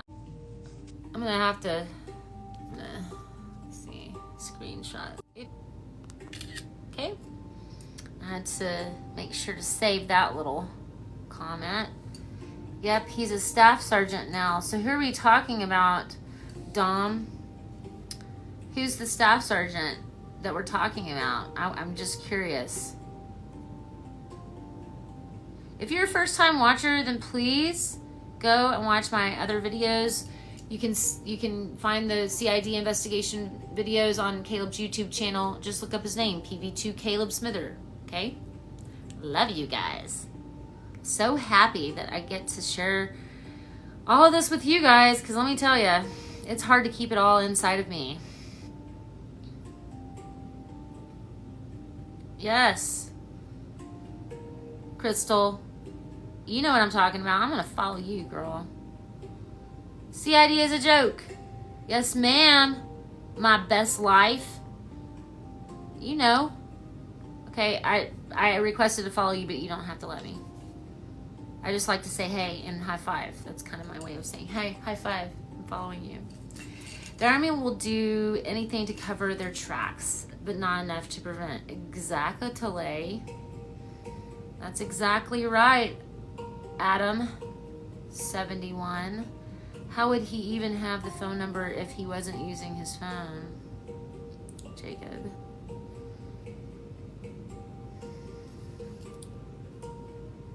Yeah. Yes, thank you, ma'am. I've spoken with you before. Dreamy, I'm just going to call you Dreamy. She says CID on Bragg isn't good. And she's correct. Yeah, CID anywhere is garbage.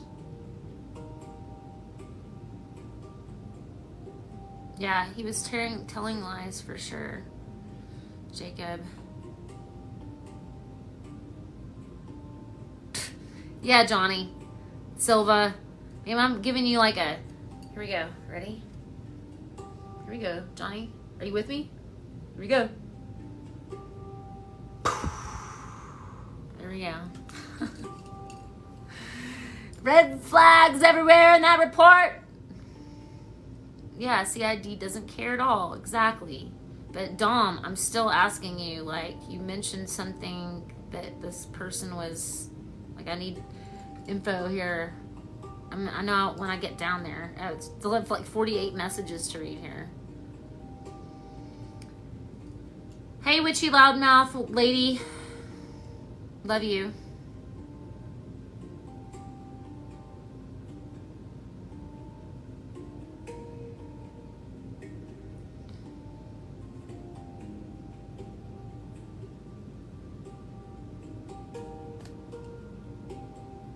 At Fort Bragg got here last January and you read about your son, Andrew.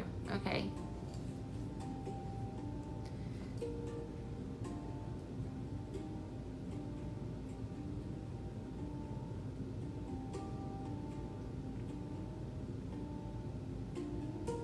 Yes, thank you so much, Dreamy. I will find it.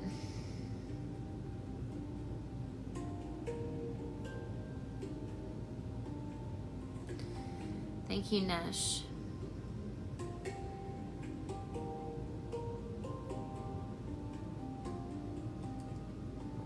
That's right. They'll only give you ibuprofen. And they gave him 800 milligrams of ibuprofen. Yep, 6 o'clock formation, which he missed. And one of them he came late to with night vision goggles. Thank you, Johnny. You're so badass. I appreciate you. I appreciate that you did check on your soldiers and that you gave a fuck.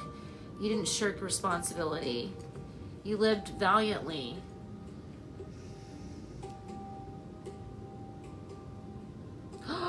Dominic, he was in your platoon?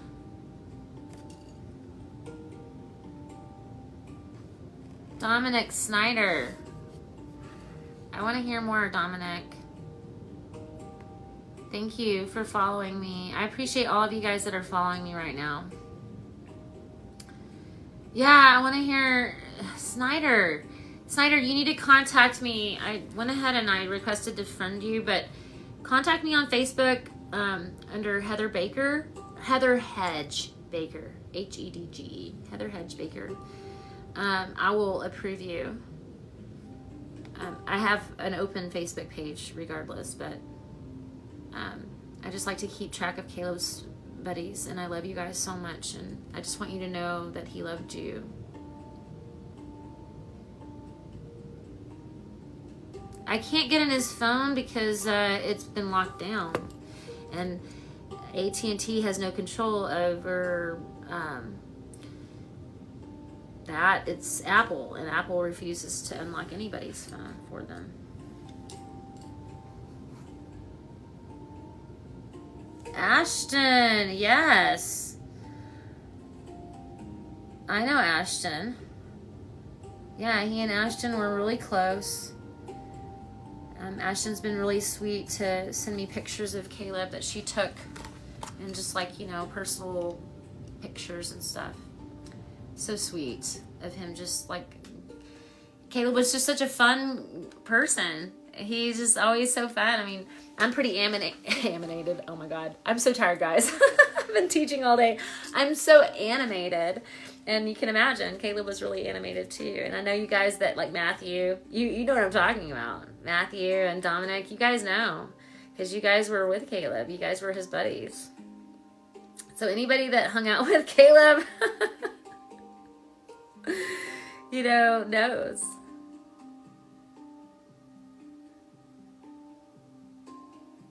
Thank you so much, Matthew, for sharing Caleb's story. You're just incredible. And he loves you, Matthew.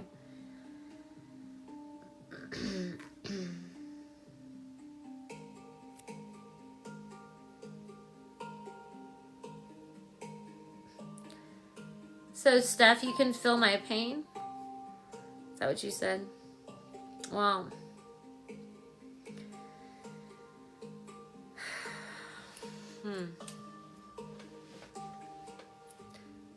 I think it would be hard to relate if you didn't have a soldier death and non-combat, and it's like even the Gold Star families that have soldiers that die, if they die in combat, they don't understand the folks that die in non-combat.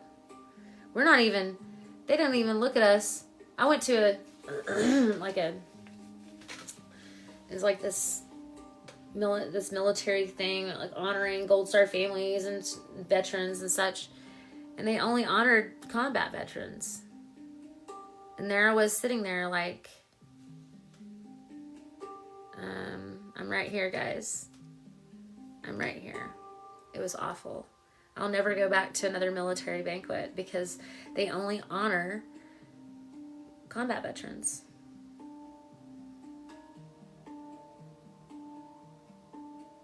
I'm going to make my own team of Gold Star families who've lost their loved ones in their mysterious circumstances. By the way, I want you to know, hi Bree, I love you, Bree. I like your pink hair, by the way. I know somebody was giving you a hard time about that, and I wanted to like punch him in the gut for you, Bree, because I was like, I like Bree's hair, pink hair, like it. I don't want to dye my hair, but pink is a pretty color. I like it. And actually, just so you know, pink was Caleb's favorite color. He said real men wear pink.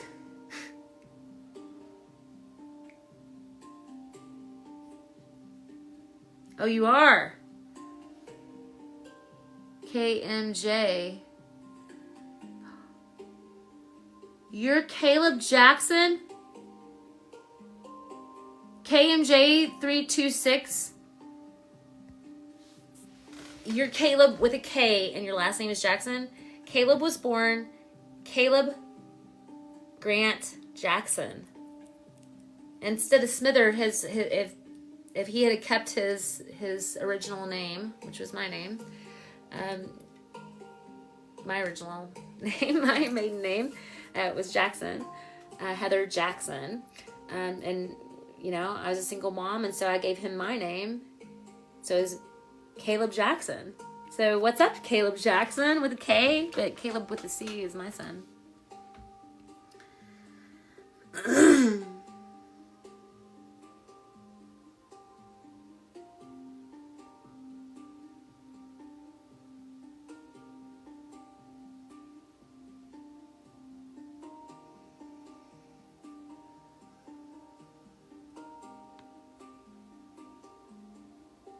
Oh.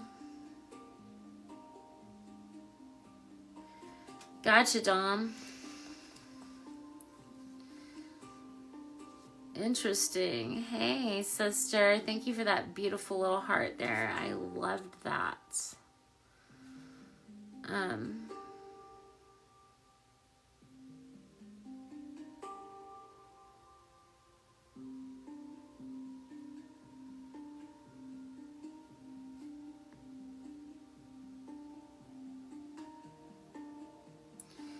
Yes, Ben. Thank you. They're full of shit, and I'm gonna uncover it all for them. Shine a nice big bright mag light in their general direction. Ben.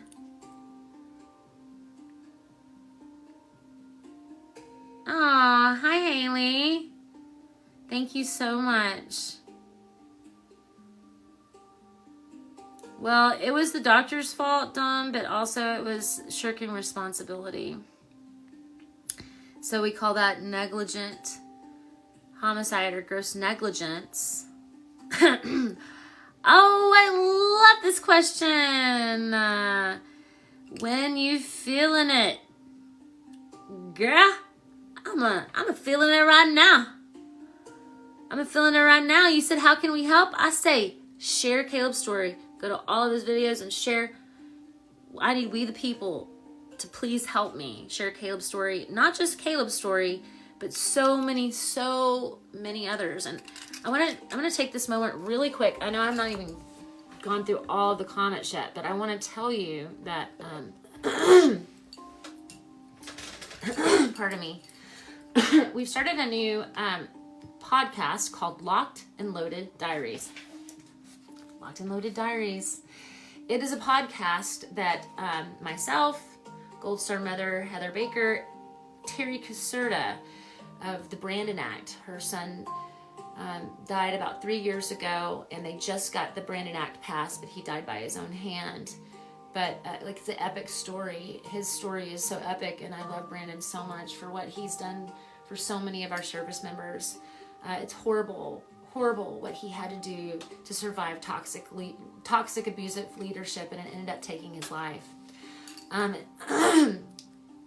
So myself, Terry Caserta, Brandon's mother, and veteran Kimberly Walker from the Army, we have started a podcast called Locked and Loaded Diaries. Just really quick, I'm gonna show you, like, we have an episode coming out. We have this episode, the first episode right here that I'm going to show you right now on our, hold on, let me see, on our page, Locked and Loaded Diaries. Hold on, oh my gosh, there it is. Okay, so I'm going to turn this around and so I can show you. But I want to let you know that this first episode here is the pilot, and so it just kind of expresses like who I am, who Kimberly Walker is, this veteran advocate that we have, and then Terry Caserta of the Brandon Act. So let me see if I can flip the camera around. Okay, so if you go onto YouTube and you look up Locked and Loaded Diaries, that's us. We are on every single social media platform. We're on Facebook, TikTok, we're on Instagram. I believe that we're on Twitter. We're on, obviously here, YouTube, which is where we're going to be putting all of our videos. But we also have a website that we're working on getting going. This is our pilot episode. The next episode comes out tomorrow. The next episode is us interviewing Terry Caserta here of the Brandon Act. That's Terry Caserta, Kimberly Walker, and I. And so Terry's interview is about 3 hours long. Mine's coming up. We'll be recording my episode tomorrow. So that will be coming out on... Oh, I wanted to also tell you that all of our Locked and Loaded Diaries podcasts are on all of the podcast platforms. So like Spotify and Apple and, all your favorite platforms. Okay, so however you like to listen, I like to watch. I like to get on YouTube and watch stuff. I have listened to podcasts and stuff, like just listen. I think we're also on Audible, so we're on all of the major platforms. So guys, it's like if you're into true crime, this is the place to be. This is like true military crime. We have Gregory Waddell's mother coming up. We're going to be interviewing her soon. We have Kate Bay. We've got Shanta Block. We have gosh, there's so many that we have scheduled. I can't tell you. After I do my story, which is tomorrow, and it'll come out next week. I love you.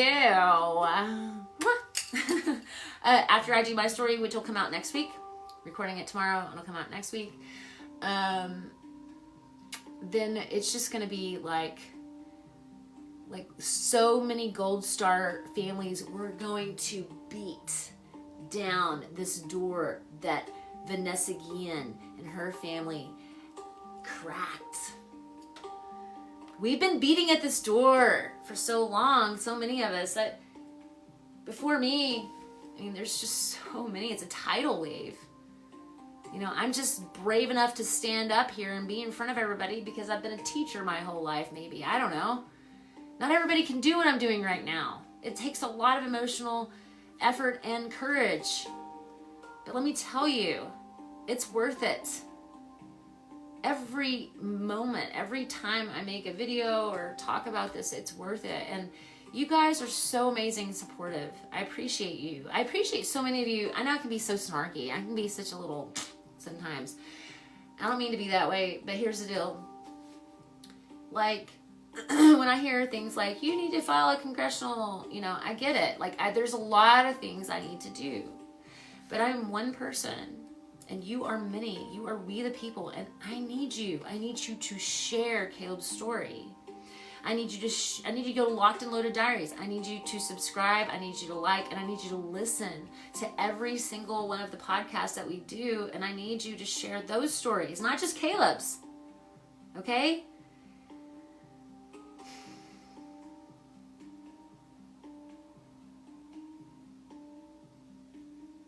It's not all about Caleb. He wants to help you guys. He wants to help all of our soldiers that are soldiers, sailors, airmen, and Marines. He wants you to be able to do your job on your own territory, not die on your own territory. He wants to be able to train and do your job. I know that there's accidents. I understand that. But if we allow these people to continue to lead over here, and we expect them to do their job, you know, when they're deployed, no, they're going to be just as lazy over there as they over here, shirking responsibility. Okay? It's not going to change just because you're over there. Oh, now all of a sudden we're going to care. We're going to put forth some effort. We're going to give a fuck. No, it doesn't work that way, guys. You either do or you don't. And it also takes practice. It takes human kindness and giving a care. And people that are saying right now to me that his roommate should never have, it wasn't his fault. Well, no, it's not necessarily his fault, but did he play a role? Yes, he did. Was he right there where he could have checked on Caleb? Yes. Was he asked to check on Caleb? Yes, they were all, there was a group of people that were asked. There was one person specifically that was that had been given orders. But come on. When the corporal's standing around and he's being defensive, and then there's people that are saying that Caleb's room smells like shit, and the corporal goes, well, you should go check him. Well, you all should go check on him. No. I mean,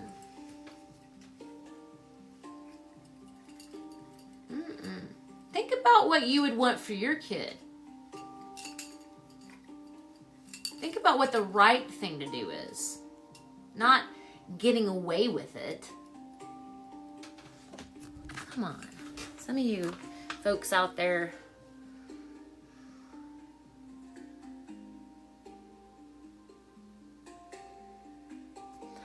Oh, Haley. Haley Johnson, I just friended you. They did send his phone with his belongings, Bree. Later on. Much later on, like a whole year later. I'm sorry. Let me scratch that. You just asked if they sent his phone with his belongings. No. Sorry. They did not send his phone with his belongings. I'm a little tired right now. I've been teaching all day and it's getting late. No, they did not. They didn't until after the CID investigation was closed, and it took a year for me to get any of that done.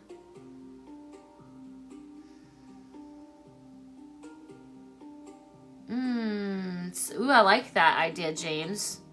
Oh, where did that go? I liked what that said, James. Where are you? Oh my gosh, where did you go? Submit. You said something about climate surveys. Hey, Jacob, if you know where I'm talking about, where it said something about the climate, submit a FOIA for the climate survey, would you just screenshot that for me? Oh my gosh, there's just way too many, way too many comments here.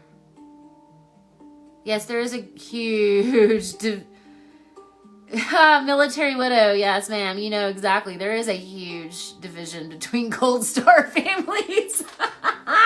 Man, I didn't know. Let me tell you, I found out.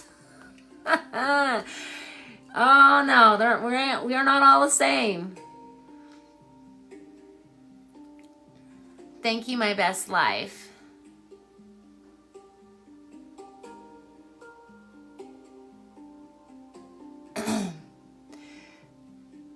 Oh, that's right, Bree. You said that you knew Caleb.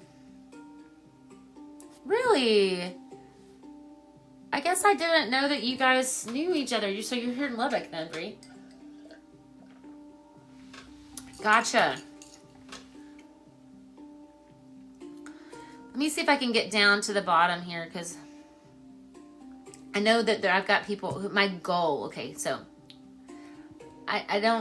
Junior, I did not get to see all of your other comments. I noticed the...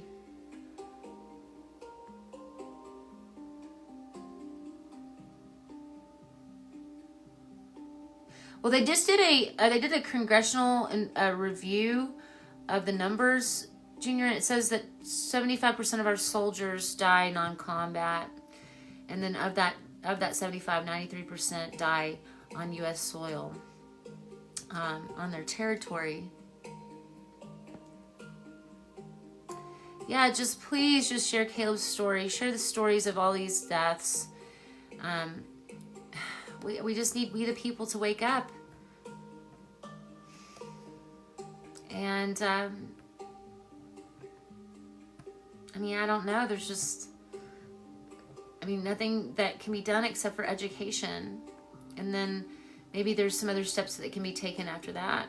But, we're all kind of blocked through the Ferris Doctrine for getting any kind of justice. If you don't know what the Ferris Doctrine is, we'll get there. I'll teach you about the Ferris Doctrine.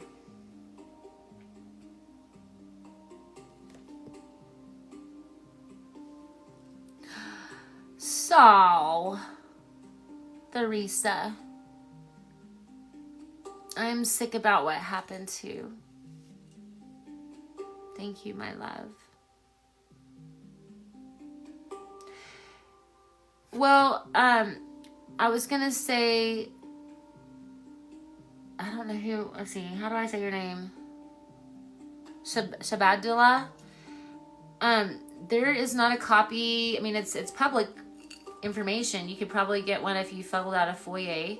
Maybe, I don't know how that works for you guys. I know I can get one because I'm the mother. But I will be putting these on Caleb's YouTube channel, PB2 Caleb Smither. And I'm sorry, I do these readings at night and after I've worked and I'm tired, and so I hope that you guys follow me on them. I'm also dyslexic, you know, so like, you know, like reading's not quite my thing, and I missay things sometimes, you know, when I'm reading, mispronounce words and misread them. So and then just like trying to follow the lines are really hard for me. So I've got to, anyway, blah, blah, blah.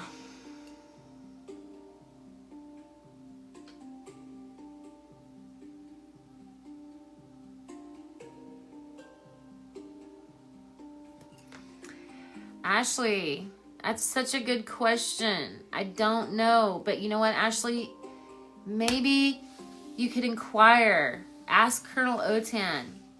She says, my husband was home with COVID and was called every day. How is he not being checked on? Yeah, just maybe call Colonel Otan. Find out for me. What is my end goal? Well, I just want our soldiers to be safe on their own territory.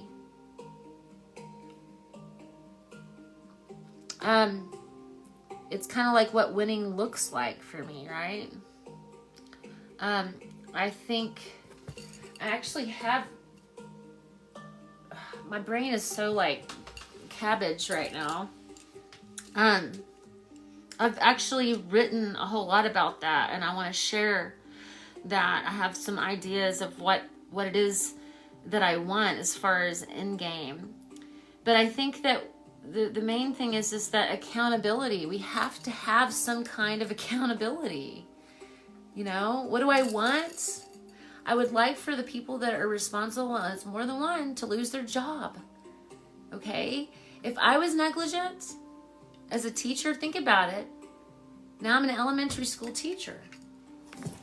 I run an art room. I have a giant paper cutter. If a child cuts off a finger because I leave the room to go to the bathroom, and I don't have anybody there watching the room because I've now left the room. Okay, how many parents, raise your hand, how many parents are okay with that? No? Nobody's raising their hand across the screen, hundreds of thousands of miles away. No. Okay, negligence. You think I would lose my job? I'm not asking for their heads.